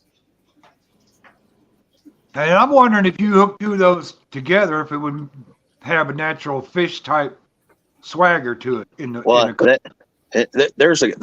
That's a couple of reasons why I want to try putting a few together to see what they do, because I know they're going to make no more noise, and 2 of them are going to be more buoyant than one. And when we're dragging, I always use them 3-foot leaders, but if I'm at an anchor, I'll use 2-footers. But I always try to leave about 4 inches between that spook and that hook. That way you give the fish some room, so they're not biting down into that plastic. They're getting the line in the hook. So when you do set it, you have a little better ability to set it, because they're clamped down on that hook. And when you pull it, if you sweep the rod or the hook slides through the mouth, you got a good chance of hooking them up. If they're on that spook and it's right up against that hook, you got a good possibility of missing it, because that spook, even the 4 inches I think I measured them tonight, they were 1/2 inch wide, and Freddy's are 1 1/4 inches. If they're biting that 1 1/4 inches, their mouth's not all the way closed. So you got a lot of room for error if it comes out fast and it doesn't get that hook. Right. That's right. We have a question in chat. Karen eats rat fishing. I would think using glass rattles would save you tons of money. What would you think about that? Yeah, you could. In fact, Fishing and Stuff just did a video where he took the little inline glass rattles and used those as pegs for a peg float. Yeah. We use nothing wrong with that. We used peg floats for a long time, and I actually got into them by Uncle Lou. Uncle Lou was the most reasonably priced on them, and so I bought them from him for the longest time until he stopped selling them. And that was the first time I used them. I seen the Demon Dragons, and I mean, Demon Dragon makes a nice product that if you want to spend the money for them, I mean, they're nice, they're worth it. But if you want, I prefer to stay on a budget. I have 6 kids, so I try to take and fish as moderately as possible, because there's other stuff that you got to pay for that it's a little more important than the fishing. But I enjoy fishing a lot, so Now, You okay, budget where you can. I'm going to open up a can of worms here. And I have my answer to my own question, but I want to hear y'all thoughts first. Honestly, do you need the rattles at all? No. No, you don't. You can catch them without it. No. I don't. But- I personally, I don't think so. The only thing I would use. I think if you're using cut bait or live bait, they're gonna find it. Especially if you're using cut bait, they're gonna smell that. They're gonna taste it in the water. You know, the rattle. Maybe if they're spooky at times, may spook them away. No. I look at it as this: if I get a chance to improve my odds by 7%, I'm going to use it because my time's valuable fishing. When I get to do it, I try to make the most out of each fishing trip that I can. So Right. if we're not catching fish, we're doing something else. We do not stick to one thing. Yeah. No. Ed, what do you think? You being Creole, quiet. I did a big test on this, Okay. and you're going to be amazed at what I found out. Okay. I currently use the Demon Dragons, the small ones and the big ones. All right. The small ones, when the water is not as swift as after like a rainstorm, Mm-hmm. when I have a little swifter water, now granted, I'm in shallow water. I'll That's use right. the bigger one when I got more current. I've noticed the louder the rattles. Now these aren't loud. Here's the ones you get for 20 of them for like $9.99. I drilled a hole in the top and put 6 BBs in there. Listen to that. Yep. I get a lot more rattle out of this than I do that. No. Color does not play a factor at all. The color, No. that catches us, the fishermen. It doesn't catch the fish. Same thing with the virtual rattles. Here's a whole box of different colors, right? Yeah, color doesn't matter. Look at that. Who's that catching? It's catching us. It's not catching the fish. No. The noise is what's catching the fish. I have extensive documentation that I've taken over the course of the last year of everything that I caught, how I caught it, what the leader length was, and stuff like that. I'm catching more of my fish with shorter leaders. I'm saying 18 inches or less on the leader length because of my water being so shallow. I don't have to have it super, super high. You know what I mean? Makes sense. Yeah. The If I one have thing it good too about high, that, it's floating. You know what I mean? I just need it just off the bottom, especially in the fall when the one leaves good are thing falling about off that- the trees. Your bait fish, because I use live bait all the time, will bury down in the leaves. That's the only reason why I use these, to get it up out of the leaves. And as he's swimming around, I'm hooking him in the back, not in the dorsal fin, in the adipose fin, the one further back. Because now he's got to fight the current. Because he's got to be facing forward, like the current's coming this way. He's got to go that way to face the current. He's constantly rattling that thing. That's what's catching the fish. That's like a dinner bell. But like I was telling Creole earlier, I will not fish live bait after a heavy storm where I have pure mud coming down the river.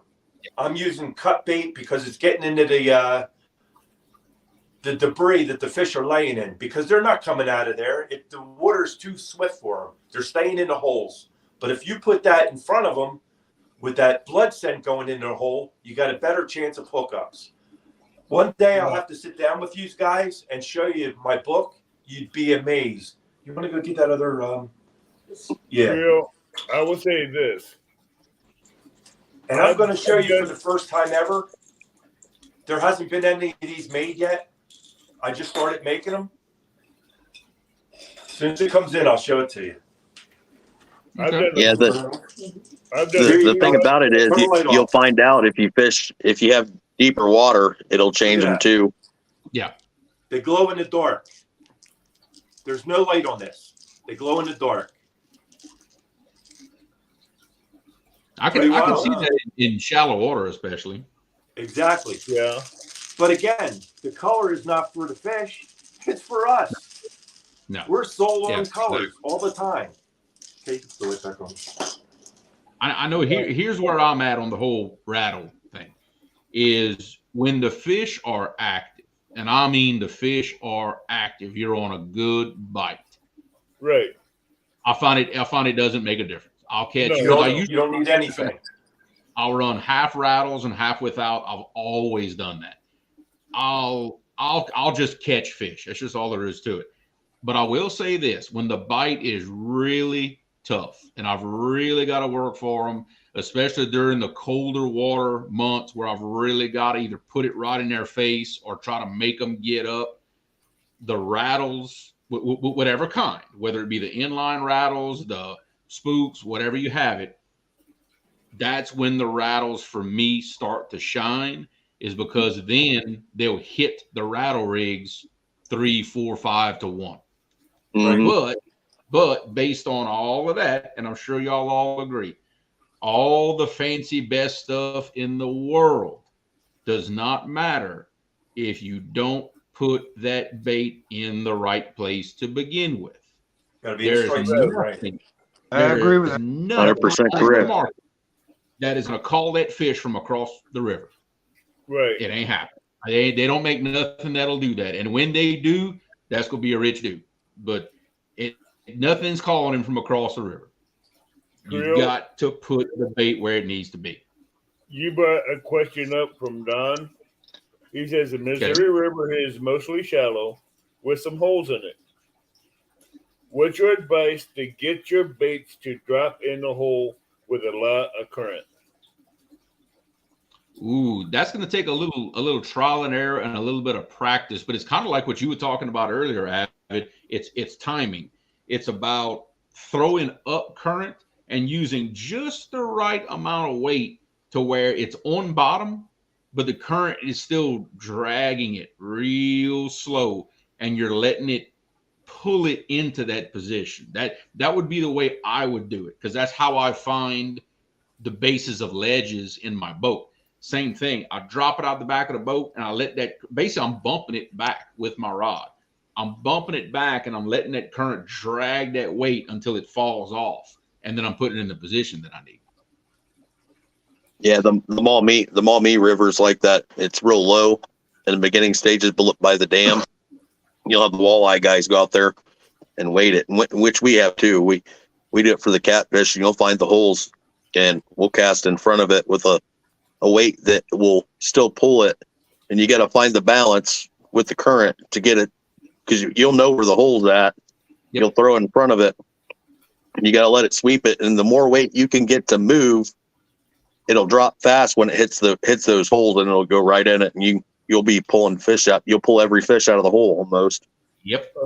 Okay, here's a topic we haven't covered yet, and also a good point is drag systems on the reel.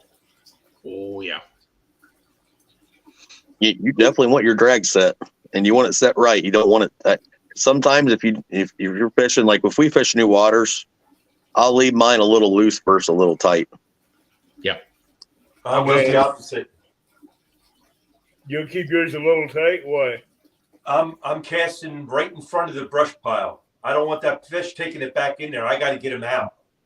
Yep. If you give him any kind of slack at all, he's going into that brush pile, and you're not getting him out. You're going to break your line. Yeah. And you're using the heavier line to I'm compensate cranking down for that. So you on can the get very beginning of that run to get him out of there. Once I get him out of there, get him near the boat, I'm loosening up my drag. Yes, I am. Because once he gets to the boat, he's going to take a big run. Yeah. And I don't want that tightened down. I want it loose. But I got to get him away from that brush pile first. Misplaced Country Girl says the Kentucky River where she is, the water is deep. Mm-hmm. So would you still have your drag a little loose or just right? Well, it's the same situation. If I'm fishing deep water and I'm still on structure, I want to get that fish out of there. Yeah. So it doesn't matter if it's shallow or deep. If I'm fishing structure, I got to get that fish out of there. When I get it to the boat, then I'll lighten up my drag a little bit. Usually when I'm on structure, I'm fishing with heavier leader line and everything. So I ain't worried. If it gets in there, I'll get it out. A lot of times it may go to that structure and it may get in it, but you actually, if you're patient, that fish will work itself right back out of the spot that it was in. Oh yeah. If you've seen the snags that I fish, you're not getting it out. Well, I get some pretty tough stuff out. I mean, I don't get them all out, and you aren't going to. If they get there, I like to give myself a little room on the structure, anyways, if I can help it. like me and Creole's waters in Mississippi, we got sunken barges with holes in them.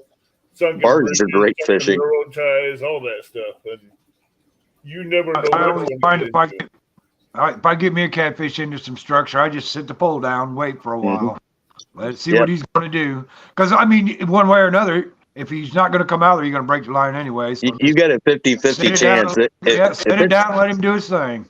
The one thing about it, most poles, most reels have 7 pounds of drag. So if it's a big enough fish, it's going to pull out what it wants anyways. Yeah. Hello, Exactly. Serena. Welcome in. And you see, I think as far as the group, I think I'm a little different than everybody else because very, very rarely am I fishing in cover.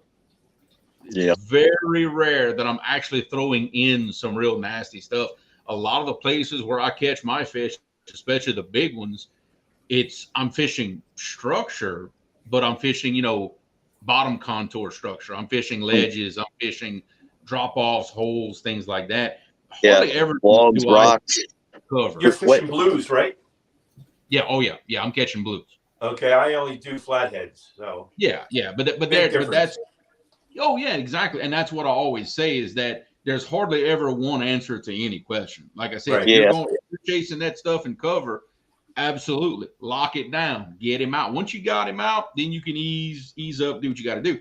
Me, I tend to run my drags a little on the loose side because I don't have to worry about them running up into something. There's nothing there. Let them run if that's what they want. Because for me, not enough is better than too much. Because too much, that big fish will make a run and just shred everything. I've had 60-pound braid get snapped instantly by having it too tight. Oh yeah, It can happen. That's one of the. I don't have to worry about getting a fish out of a treetop. Yeah. I'm the same boat you are, Creole. I don't have a lot of structure I have to worry about either, so I keep mine pretty light too. I do fish structure in some of the rivers. But I understand what Ed's saying. If you're into a big ass tree in the water, I get what he's. I do understand. it's not just the tree. Your water depth and everything play a huge part in how you fish. I know you said, and you fit, Eddie, you fish fairly shallow, but what do you consider fairly shallow? Under 10 feet? 2 foot. I'm casting in 2 foot of water. Yeah, if you ask Creole, he's probably fishing 60, 70 sometimes. You better keep or going. deeper. Boat's anchored in 6. I caught one Thursday in 110 feet of water. Yeah, we don't even have that here. I put you like this. The shallow water alarm on my depth finder is set at 10 feet. For us, we fish that 10 to 16 foot unless we go up into creeks, which our flathead love to follow up in them creeks. When you get into that 2 or 3 foot water in them creeks, then you ain't getting a boat in there most of the time. Most of them won't let you do it. Yeah. You can get in, but you ain't turning around. So if you're fishing off the banker boat, makes a huge difference too, for a lot of people. Hey, Tim. Boat fishing for me is so much easier. That's why I always tell people is that, like I said, when I give someone advice, I always got to tell them, but that's me. I mean, to me, a deep hole could be a 50 or 60 foot depth change. We fish extreme. We fish. I do what I call fish big. We fish big, massive, deep holes, tall ledges, because that's where our fish at. That's where our big blues relate to, is these really big changes. These little 10-foot drops. There's a 10-foot drop every 100 feet down that river. It's everywhere. I've got to find the big ones. That's my treetop on a clean bank. I know Ed knows what I'm talking about. That's Yeah. what that is for me. Like, oh, wait a minute. This is a big, deep, nasty looking hole compared to the 100 holes I've seen. That's where my fish are at. Yeah. And that's one of the neat thing about making sinkers and having so many people from so many different areas buy from you. I get to see a lot. I mean, you can watch 1,000 YouTube videos of like a bunch of different people, not even being the same person. Oh, yeah. And there's a lot of times you can't see what they're actually like the size of the weights that they're using on the conditions they fish. Yeah. But the cool thing is with being able to sell sinkers to people all the way across the United States, I generally know what people are using in a general area because I have people buying from me monthly. So I know what they're ordering. I know the styles they're using, and roughly where they're using. Because I ask them, I say, hey, because I like to know that information too, because it doesn't just help me, it helps everybody else too. Because when someone comes in new to fishing or, maybe fishing a new area they've never fished before, I can give them some information to get them a step ahead that they would have had to find out the hard way and either lose a lot of weights or not be prepared to fish the area they're fishing now. Yep. So it's kind of pretty cool to be able to help people in that sense, give them an information that will definitely help them out. Hey, That's Jim. what's neat about I've YouTube. told people, You get a I've lot told of people so many information. times You're that if you're learning new, every day. Mhm. Oh, yeah. Oh yeah. You learn something If- new every day. And if you aren't learning something every day, you better watch a little harder because you're missing out on a lot of stuff. Because there's a lot of, the catfish community as a whole can teach you a tremendous amount if you pay attention. I'm telling you. Yep. Creel and Muskrat have great episodes every week, even with some great guests. And I appreciate it. it's hard to get information if you're bass fishing. The next guy beside you is not going to tell you nothing, absolutely nothing. No. You can look and hope you can glance to see what he's throwing, but you aren't going to really know. The nice thing about this community, everybody shares as a whole, and everybody's here to help everybody out to improve the fishing for everybody. So That's right. I'd like to welcome in Turtle Lady, Serena, JBT, and Serena goes, Catfish Dog, yo. What's up? So, I know the biggest piece of advice I've given people who are just starting out and trying to learn, because that's exactly what I tried to do, which led me to starting my own YouTube channel.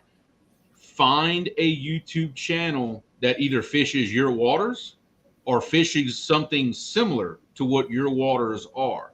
If you're fishing, trying to do what Ed is doing, and you're watching my channel trying to learn something, no, it ain't probably ain't gonna work. It's not going to work for you. And vice It's versa. just not. Exactly. Yeah. Vice the versa. techniques they can use for their water, but not the exact same. The fundamentals of fishing transition through any water you fish. Right. Yeah. Rivers, most rivers fish similar. Lakes, they kind of have their own thing. Each lake's a little bit different, and you got to spend more time on a lake than you will a river, because you take away from the situation of having current, and they might be holding on structure. They might just be holding on a piece of something that they like, and it ain't gonna have no rhyme or reason. And you know what really messed me up in the beginning? I went down on the James River. That's a tidal river. The river that I fish on is non-tidal. It flows the same just about every day until there's a big rainstorm or something. Then you get a lot of runoff, a lot of muddy water. But on the James River, you got a current that's going out and then it's coming back in. It's totally different. I mean, you're fighting with a tide. I've never done that before, so that was a lesson to learn. Do you get any tidal influence down there in Louisiana, Creel? Not where I'm at. No, I'm too far upriver. Far up. Okay. Yeah, I'm too far up for that. I'm if you go by the Atchafalaya, I'm about 150, 160 miles from the Gulf. In the Mississippi, I'm 332 miles from the Gulf. So yeah, That I'm was way outside of any influence. Okay, so now that the last stupid question is, have you ever caught any sharks in that river? Nurse sharks or anything like that? You must be one of the last people that don't know that story. Go ahead, enlighten us, Creel. Enlighten. Apparently now I'm famous for that. But we actually caught on 3 separate live shows. We caught some bull sharks live, like we were live on YouTube, and we managed to catch some. And I forget what episode it was, but when one of our river rats shows, yeah, Okay. I actually caught a few bull sharks live. Yeah, and I'm like Stan and his sturgeon now. That's my thing, is the shark. Yeah, I get it. Like it or not, you know. I'm honestly surprised you didn't take them home and eat them. No, no. You'd be surprised how good shark is on the grill. Well, I'll tell you like this. Well, there's a lot that I didn't know, okay? Because I never expected to have to deal with this situation. For one thing, sharks don't like landing nets very much. They don't like it. No. I didn't know that.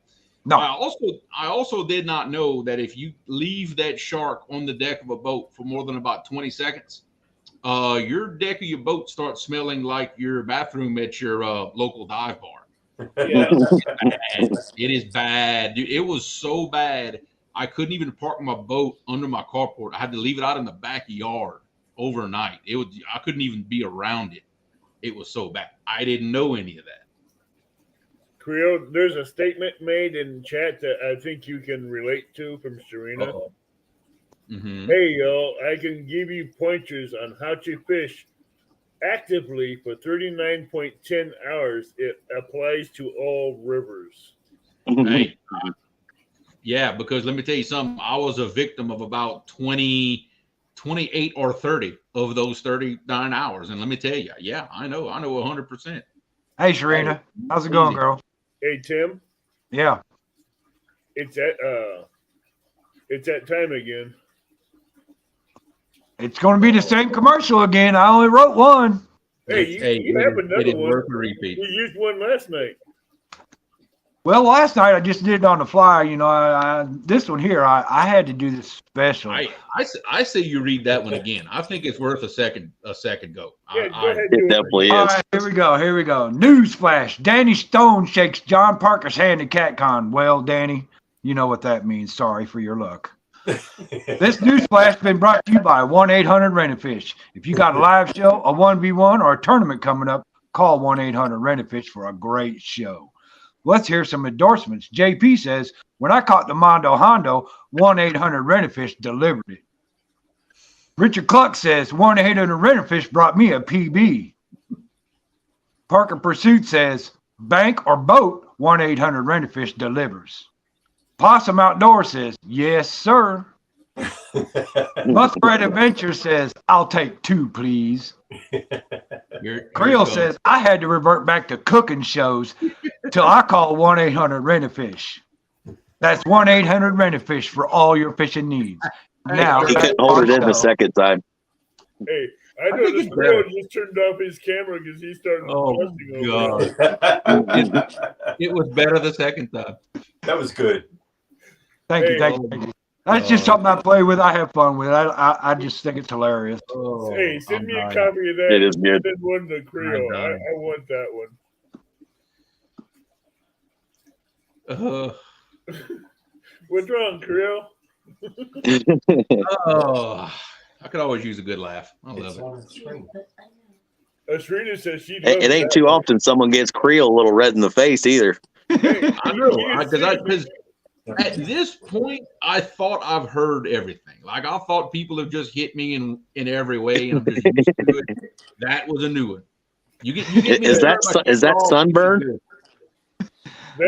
that sunburn? I appreciate that. It is. Hey, let me tell you something. It's an honor to write something about all these people right here. Because I watch every one of them. No, I watch them all, and I learn something from every one of them. It's an honor to do that. It was hilarious. It was 80 degrees at my house today. So yeah, I got a little bit of sunburn. Wow. Send some of that weather this way. No kidding. It was pretty nice out here today, though. It was not bad. Well, My wife was out the she shed all afternoon, so Laughing Cat says, Creole, I wore your hat at CatCon. A lot of people wanted my hat.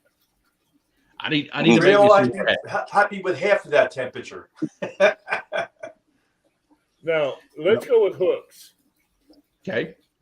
What are your personal preferences on hooks? Circle hooks, J hooks, and what type of J hooks? Inline, offsets, what? Circle hooks 100% for me. Absolutely. Yeah, Me too.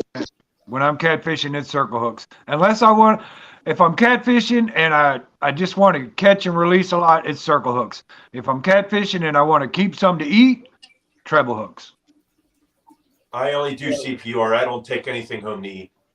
Well, here's the thing that I do. I have friends of mine that are older than me that can't go out and fish, and they love fish.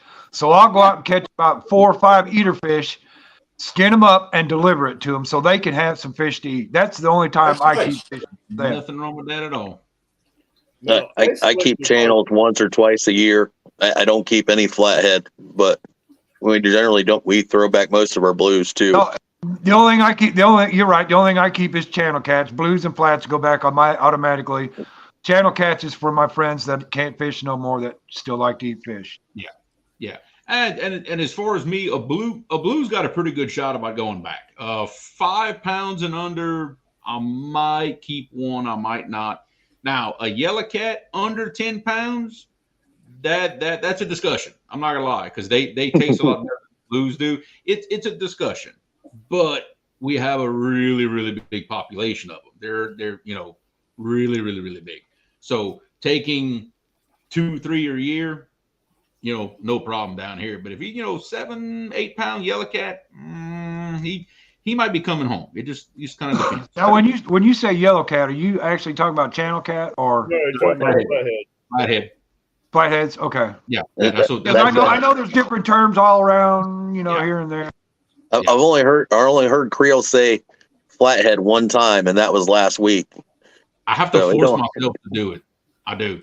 Usually it's yellow cat. Yeah. I have to. It's terminology by the region and area you fish. Absolutely, yeah. Right. Just Yeah, it goes with any just like fish, the crappie, crappy term, wherever Yeah. you're. We could do a whole show on what I call different fish. Trust me, that's a show in itself right there. The ditch pickle's still always going to be a ditch pickle no matter where you go. This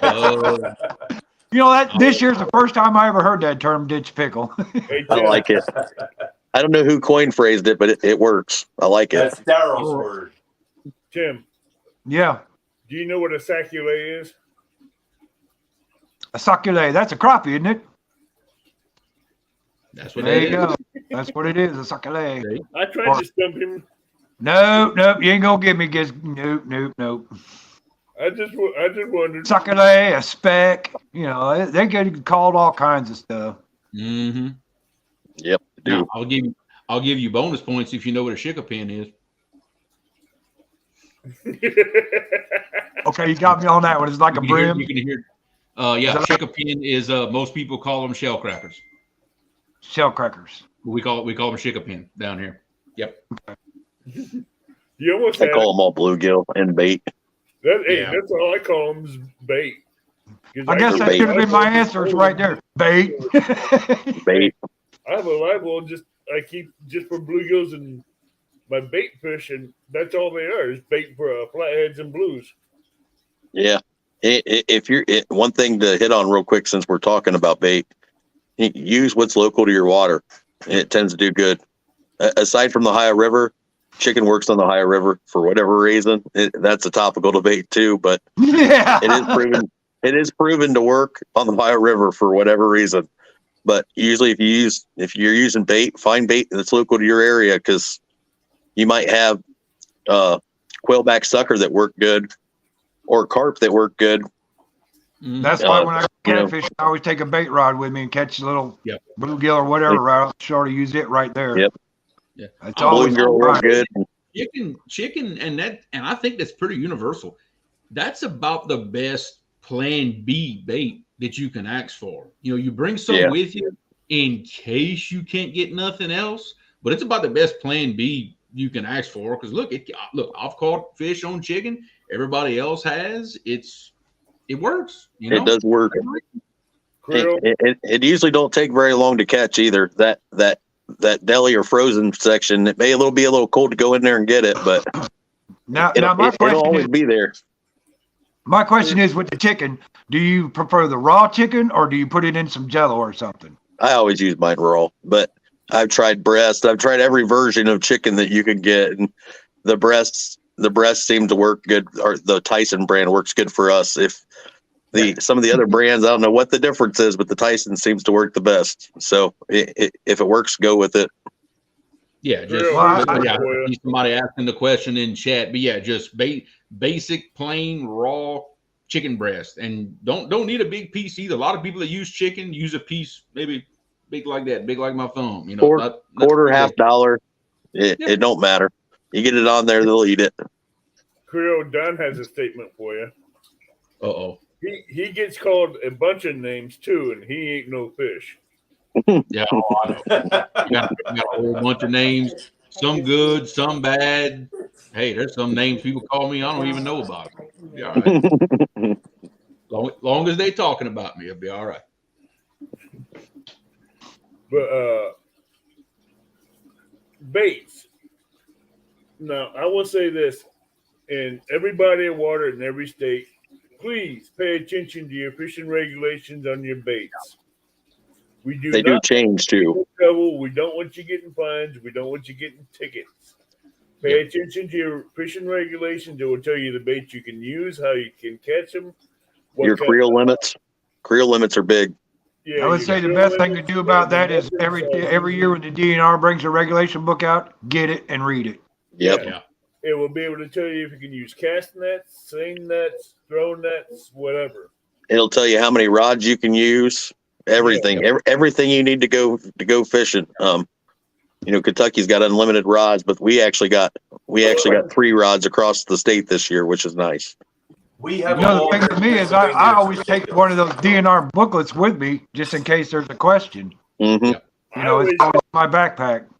I carry 3 in my truck on one of my visors. I carry 1 in my crappie tackle box, 1 in my bass bag, 1 in my catfish bag. So I got them covered, and if anybody needs one, I have one in my truck to give them. Yep. And the great part is, I'm pretty sure every state now, it's all online now. You can go online to your DNR's website, whatever it is, and get any bit of information you could ever want. It's there. I know in Louisiana, it's all digital now. And what they do for us, I don't know if any other states do it like this, but in the virtual pamphlet that we actually look through, if there's any rule changes, anything that's different from last year to this year, it'll be in red. They'll highlight them in red. That way immediately you can see what the new rules are for the year. Okay, Misplaced Country Girl has a question. Mm-hmm. She wants to know what is a slot size. Slot size usually referred to fishing tournaments. They'll do slot sizes. Some lakes do have slot sizes on them too. Yeah. Slot size. Yeah. Basically, slot size means you just can't keep anything between a certain inches. Right. Yeah. So like crappie, if you catch a crappie and you have a length limit that you cannot keep under, say 10 inches, you can't keep anything under 10 inches. That's a slot size. Anything over 10 inches you can keep. Now there are some lakes with the crappie, let's say for instance, that will do like Shelbyville around here. You can keep 10 under 10 and 5 over 10, or it might be the other way around, but it's split up like that. Yep. And sometimes within states you can take in, they might say you might go to a reservoir and it might not have a limit on it, even though it's in the state.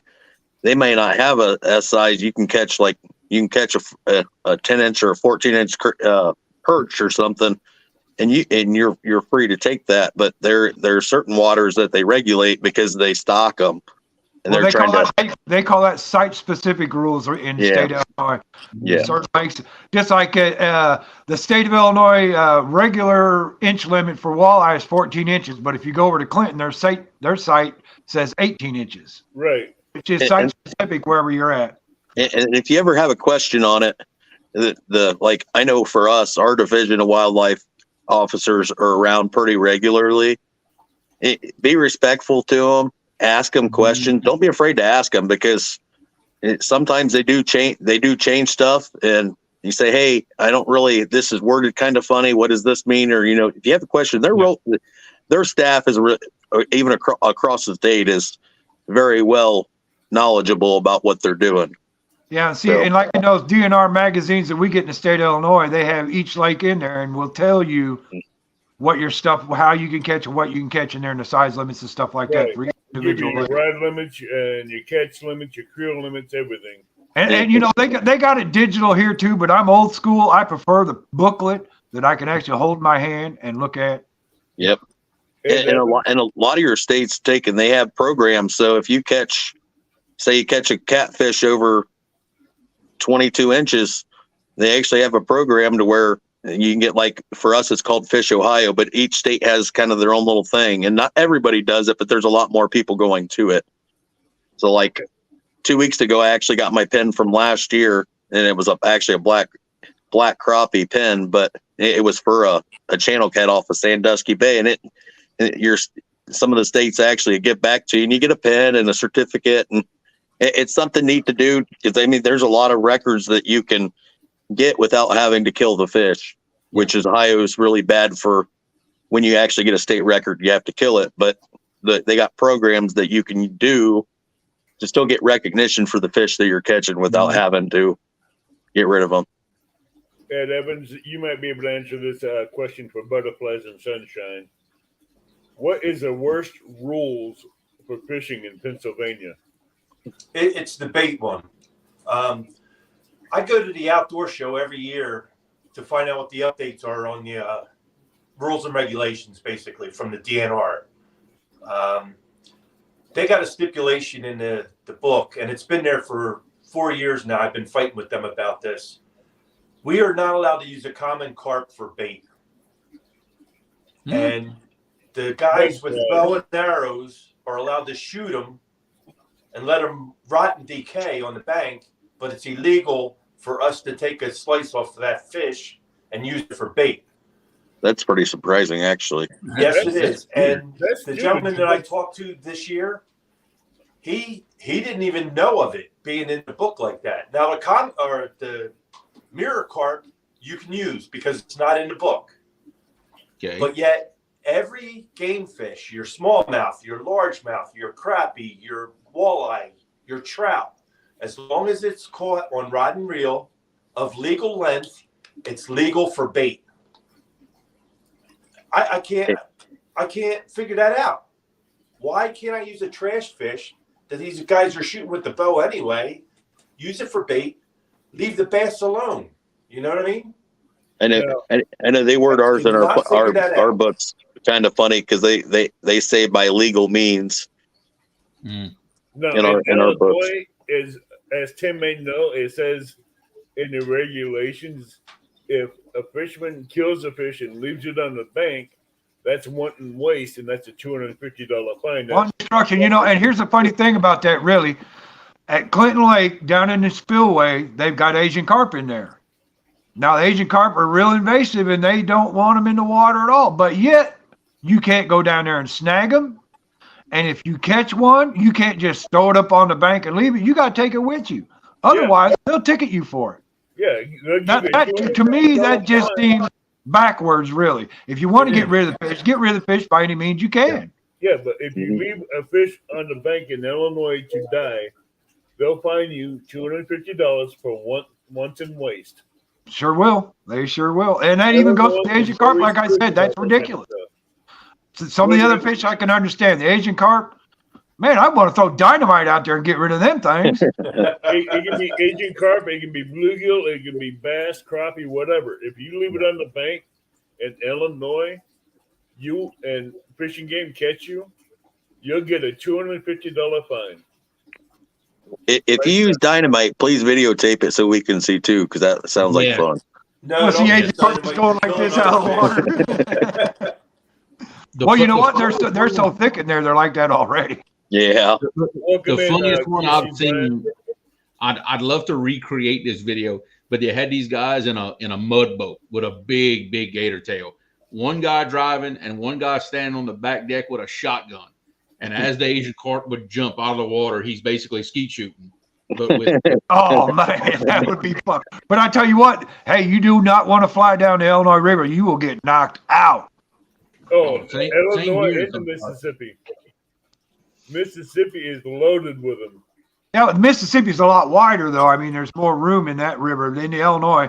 It's a little bit smaller and a little bit more compact. And boy, you go flying through there, you better have yourself a fishing net or a helmet on or something. You're gonna get knocked out. Yeah, I've seen boats go through the right side of the perfect spot on the river where there's a giant school of them, and those people end up with 30 or 40 of those Asian carp in a boat. It jumped right in for them.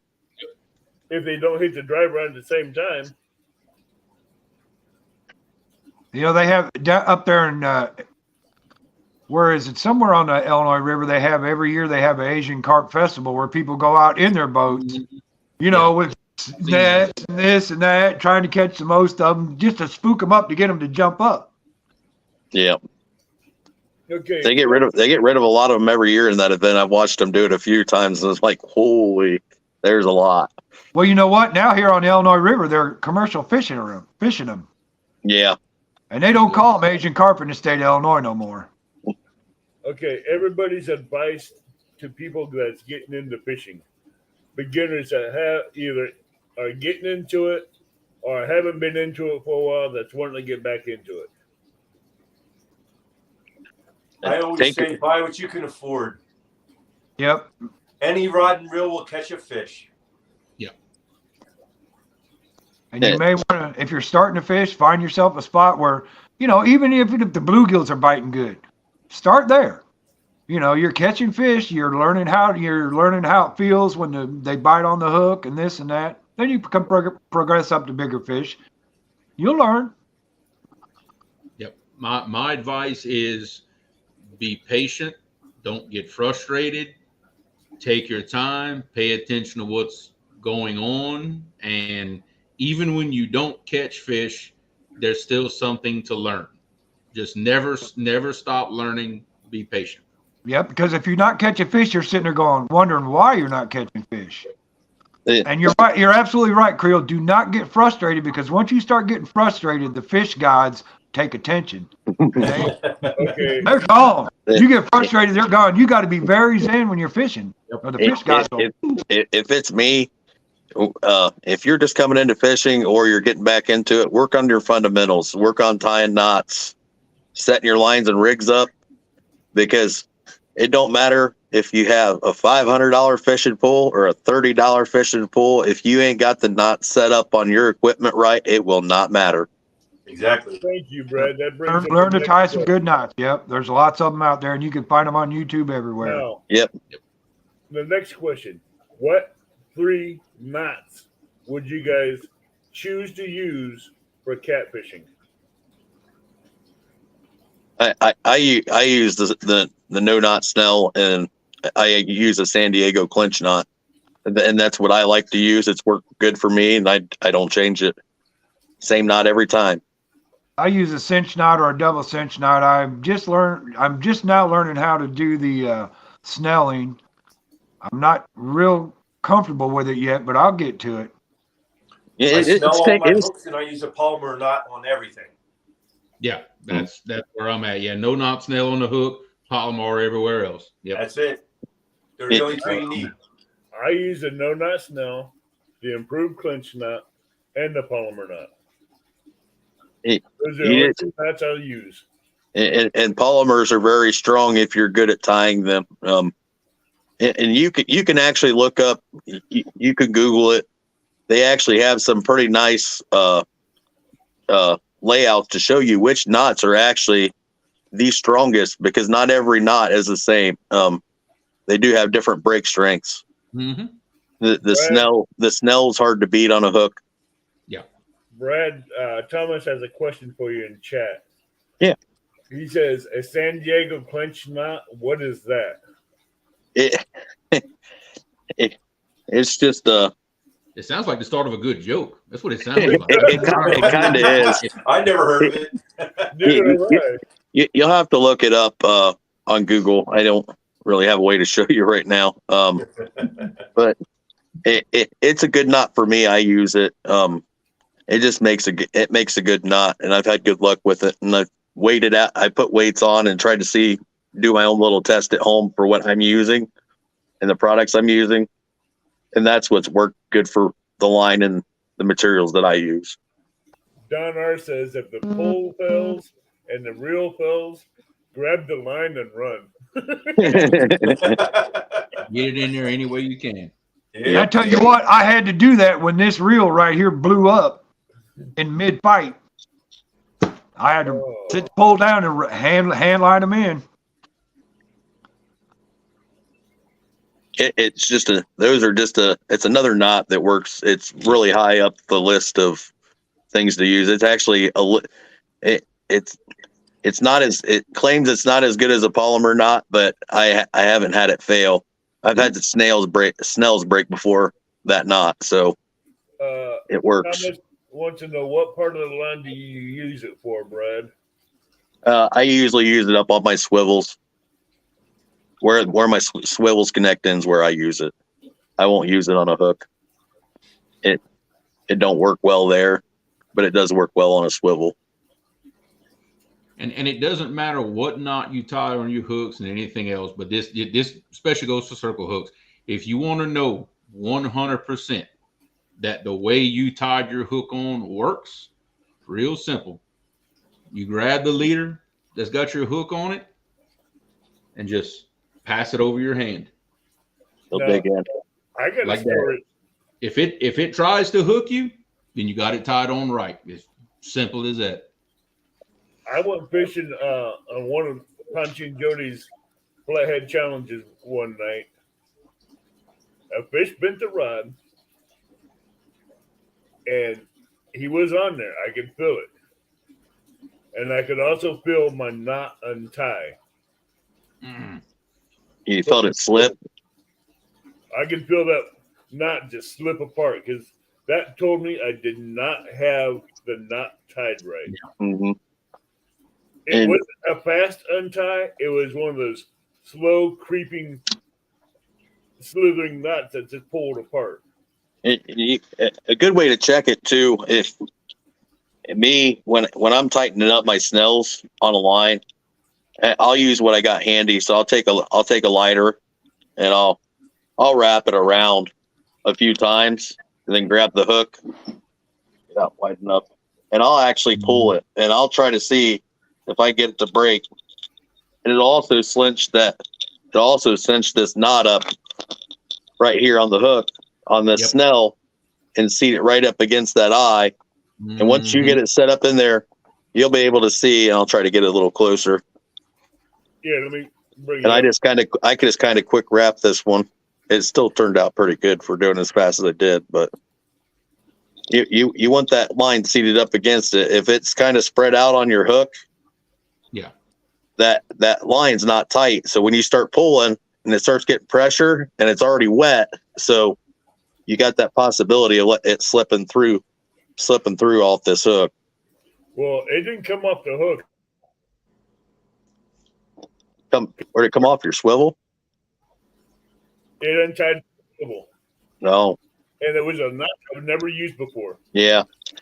New knot that I've never used before, and I Don't ever use never it tied again. that knot with that knot. Yeah, exactly. That's the thing about it. And a lot of times I'll try tying different knots, and I'll throw weight on them until I get them to break, just to see where they're going to break at and what broke. Because if you know what breaks, there might be a better way to do it. Yeah, exactly. See, look, I got one right here. This one's actually with some 150-pound leader. That way you actually see it really, really good. The heavier the mono, the harder it is to snell them too. Yeah. That is a 6 wrap. The harder it is. Yep, that's a 6 wrap with some 150. But same thing. I tighten it up and I clinch it real, real good.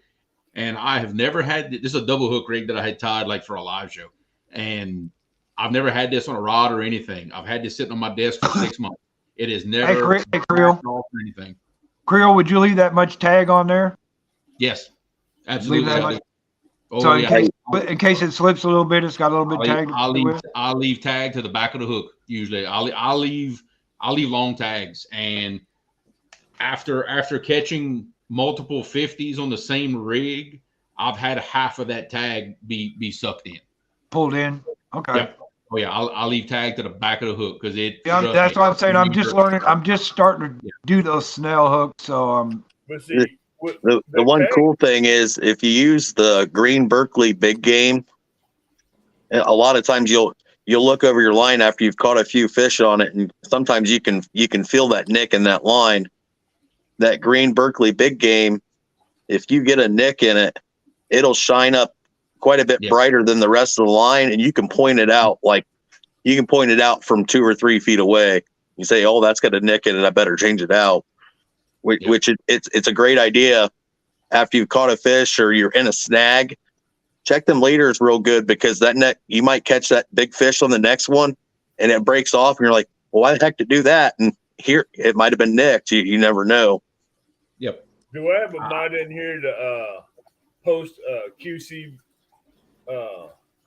fishing Brian's link in chat for Misplaced Country Girl? Yeah, I've gotten in a habit with my rigs. I get like in this little routine that I do the same thing the same way every time. That way I don't forget. But every time after I catch a fish and I'm rebaiting my hook, it's the same procedure. Bait the hook, pull the scale off, and I run my fingers all the way up that leader, all the way up to my main line. It's just a habit. I do it without thinking about it, but I'm running my fingers up that leader just to be sure I ain't got nothing going on. Mine's just the opposite. Thank you, Chris. I check my line first, and then I bait it up and pull the. Yep. No, QC Brian has real good rule of thumb too. I know my wingspan, even though I'm short, is still almost 6 feet, and I'll check that whole span. I'll run my hand from one side all the way up as far as I can reach, because if you're going to have a problem, it's going to be in that span, because that's going to be where you're going to get contact on that line at. When your first 6 feet is where you're going to find the problem. Yeah. Mm-hmm. Especially fishing in cover like y'all do. That's yeah.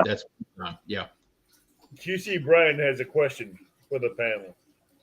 Are there certain knots that work better on heavier lines versus lighter lines, and vice versa? I use the same knots all the time on any kind of line. Yeah. I will tell you this. There are some knots, depending on the line, that are about impossible to tie. I can tell you for a fact, you will not tie an improved clinch knot with some 150-pound mono. no, you will not. No, you will not. No, you will not. No, you will not. You got to snell that one. You ain't. You bend that hook before you cinch that knot up. Yeah, sometimes it depends on the type of line and what you're trying to do. I can tie a Palomar in anything. I've never.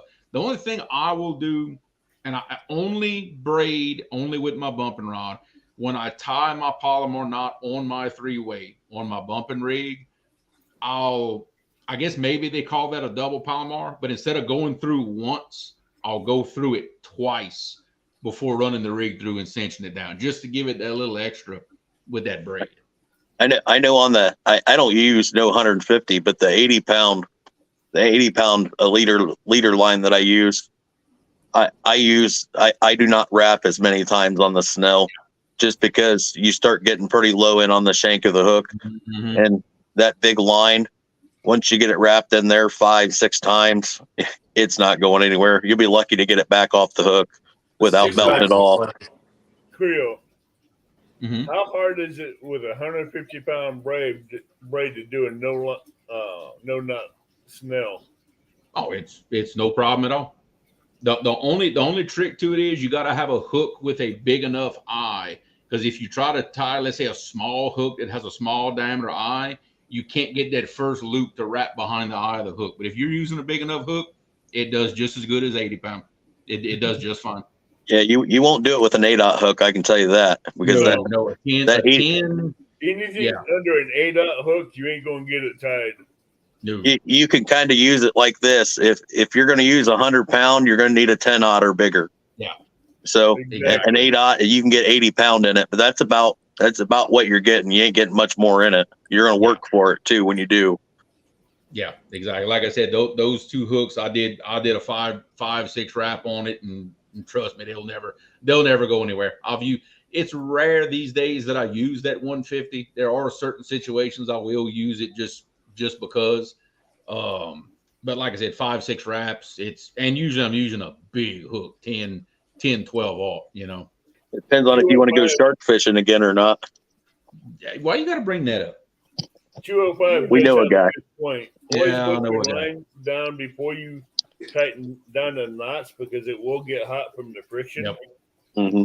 And that will also weaken your line. Yep. So it's going on the 2 hour mark.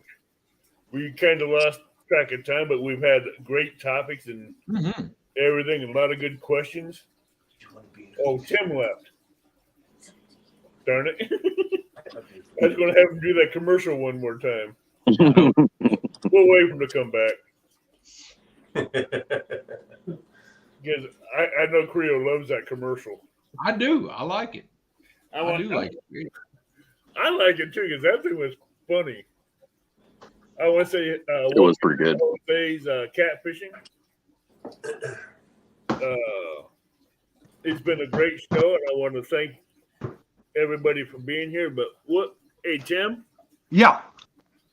We want to hear that commercial one last time before we close out. All righty then. Get ready. Here we go. A special request by Creel. Did you really? I had to go give me a run to the bathroom, I guess I'll say. So. I'm good. Okay, here we go. Newsflash. Danny Stone shakes John Parker's hand at CatCon. Well, Danny, you know what that means. Sorry for your luck, buddy. This newsflash is brought to you by 1-800-RENTAFISH. You got a live show, want to be water tournament coming up? Call 1-800-RENTAFISH for a great show. Good one, Let's hear Creel. some endorsements. KP says, I caught a Mondo Hondo. 1-800-RENTAFISH delivered it. Richard Cluck says, 1-800-RENTAFISH brought me a PB. I seen that too. Parker Pursuit says, Banker Boat, 1-800-RENTAFISH delivers. Possum Outdoor says, yes, sir. Muskrat Adventure says, I'll take 2, please. Creel said, I had to revert back to cooking shows till I called 1-800-RENTAFISH. That's 1-800-RENTAFISH for all your fishing needs. And now back to your show. Oh.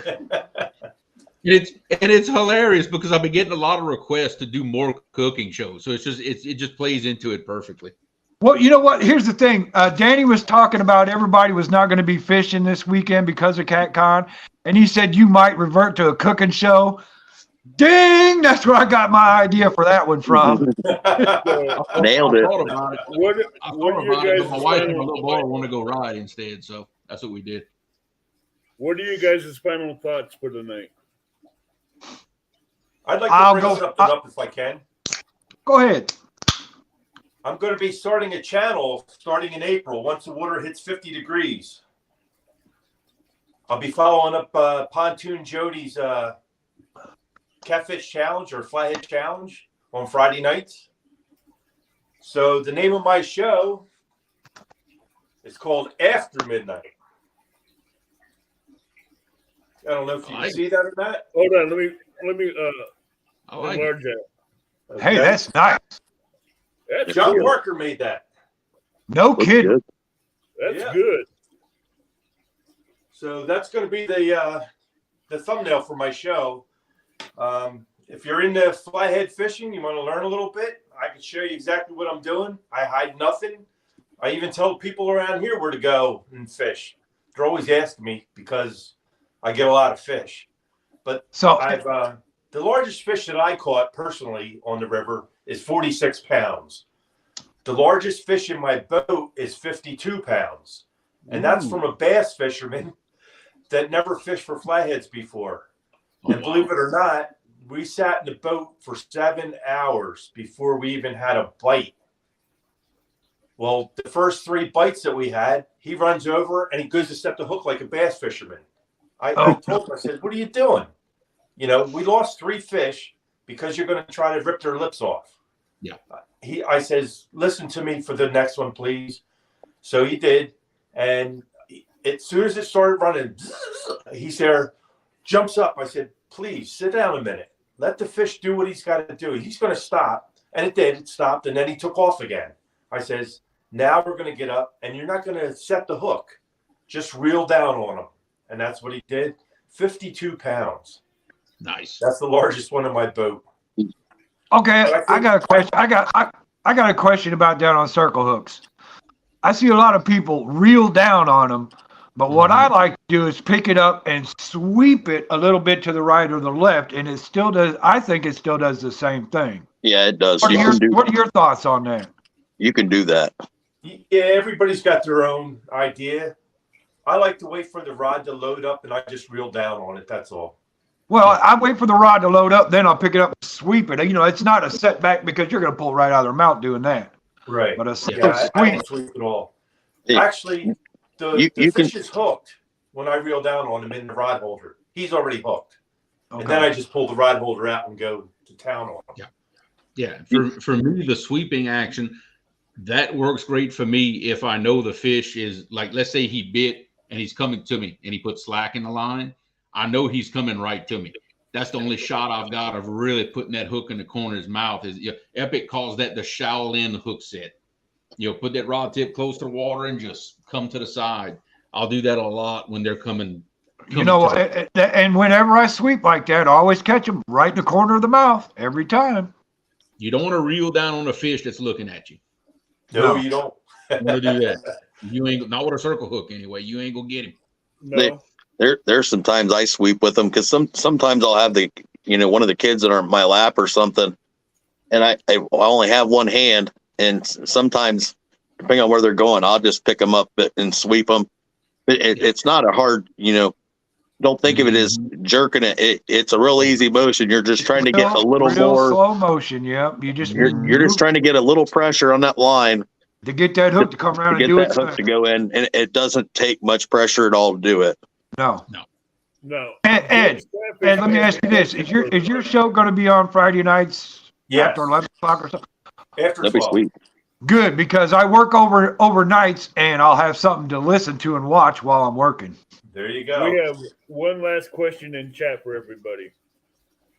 Go-to baits. Chad Bluegill. I think they just want to hear me say slicker. I'll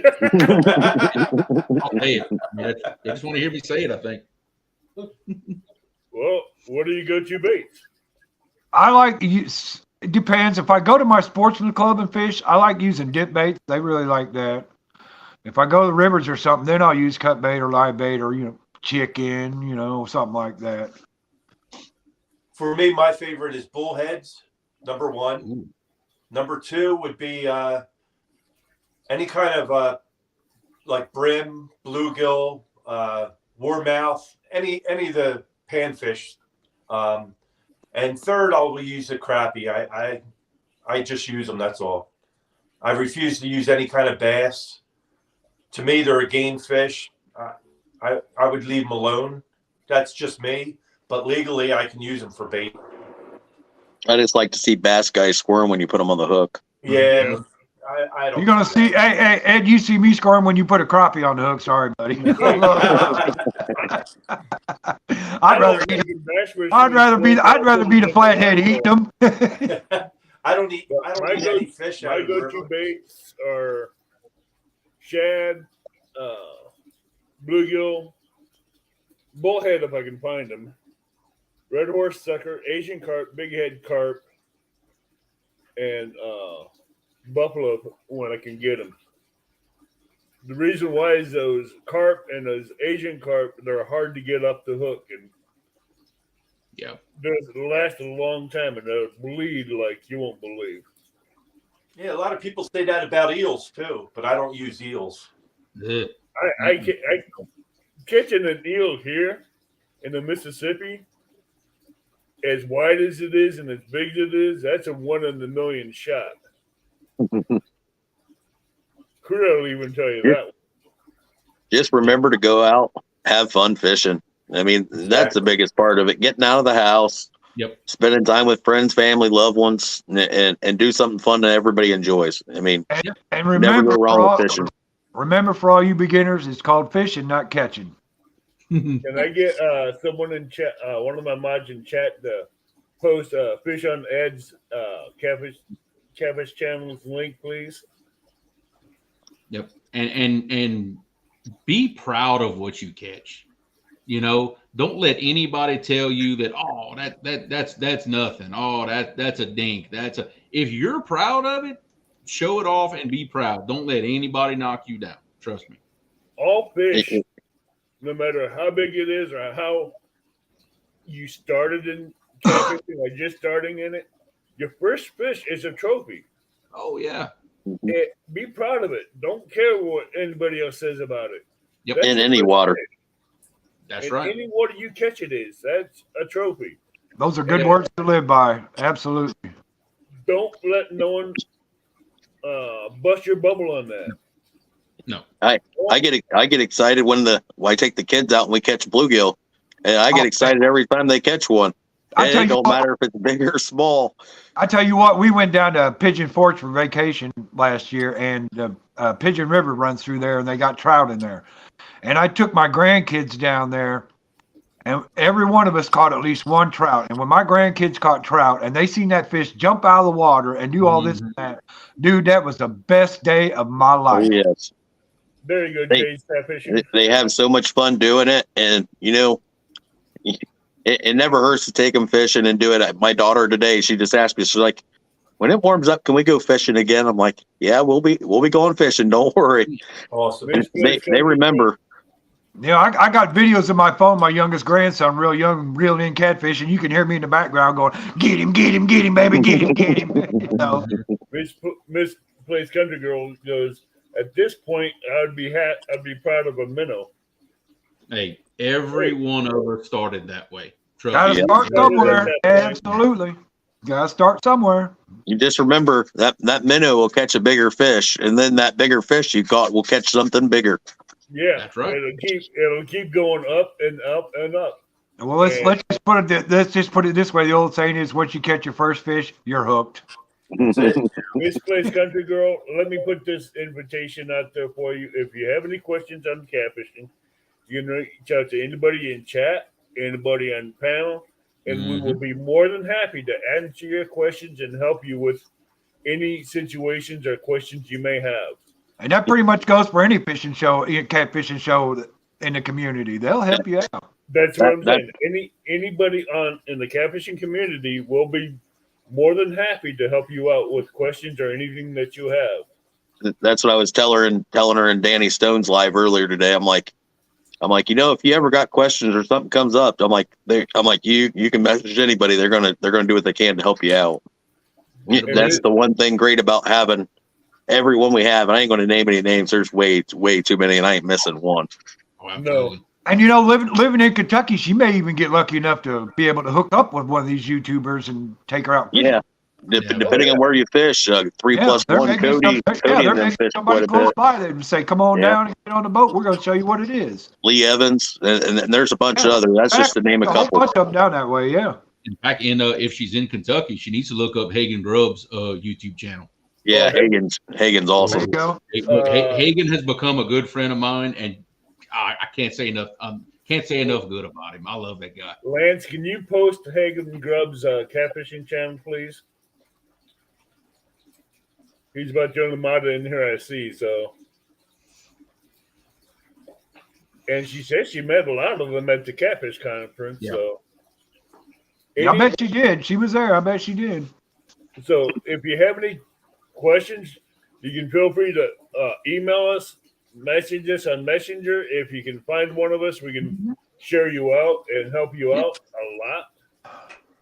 We're more than welcome to help anybody that's in the catfishing community that's just coming in, that's wanting to get back into catfishing. Reach out to us. We'll help you out. That's where I got the idea from. Never rig my boat. I got it from Hagen Grubbs. Yep. I got the G3, just like his little one. Yep. Set it up just like his. Yeah, you can do a lot to boat to improve fishing off of them. Oh, definitely. Yeah. All right. Well, if you ever watch my channel, you see that I work with black lights. Mhm. Jay, this everything is is the glowing. last. I'll ask this last question before we log out. And Jay's wants to know mono or braid. Mono. Mono. That's Unless a you're loaded bumping. question. If you're Except for bumping, bumping. then You gotta have braid for bumping. Other than that, Yeah. mono. I like using braid off a boat. I have one reel with braid on it. Mono leader. My bumping stick. That's it. Yeah. Yeah, I've got one reel with braid on it too. The rest are all mono.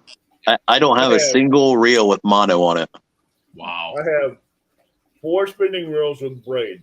I only have 1 bait caster with mono on it, and that's a Pin Rival. That's the only one I don't have braid on it because I'm getting used to the mono on the reel and casting it before I put braid onto it. I guess I kind of went the other way because the only rod I got braid on is my pin reel. I like the ability to put as much line on a reel as possible. I don't care if it's a 400 or not. I still want every inch of line I can get. I'm in the boat. I don't have to go that far. Yeah. And I want to personally say thank you to everybody that came up on panel. This has been a great show. It's been full of information. I'm sure it's helped everybody out. I've been in here like 15 times a night trying to get service to get in. Hey, you were determined. I was. You were very well determined, but if I had to get anybody creative. wants to get a hold of you on Messenger, how can they find you, Brad, for weights and those? I have a tidal weight sinkers page, and you can look me up under Brad Caudell. I'm on there, and you can message me either way. Don't matter. Okay, and Creel? Yeah, I've got emails and links on my about page on the YouTube channel, and look up Jeremy Dufour on Facebook. I'm there. I ain't hard to find. Ed? Yeah, you can reach me at edevans00@gmail.com. Any questions I can answer, I'll answer them. If I can't, I'll get you an answer. That's how I work. Tim?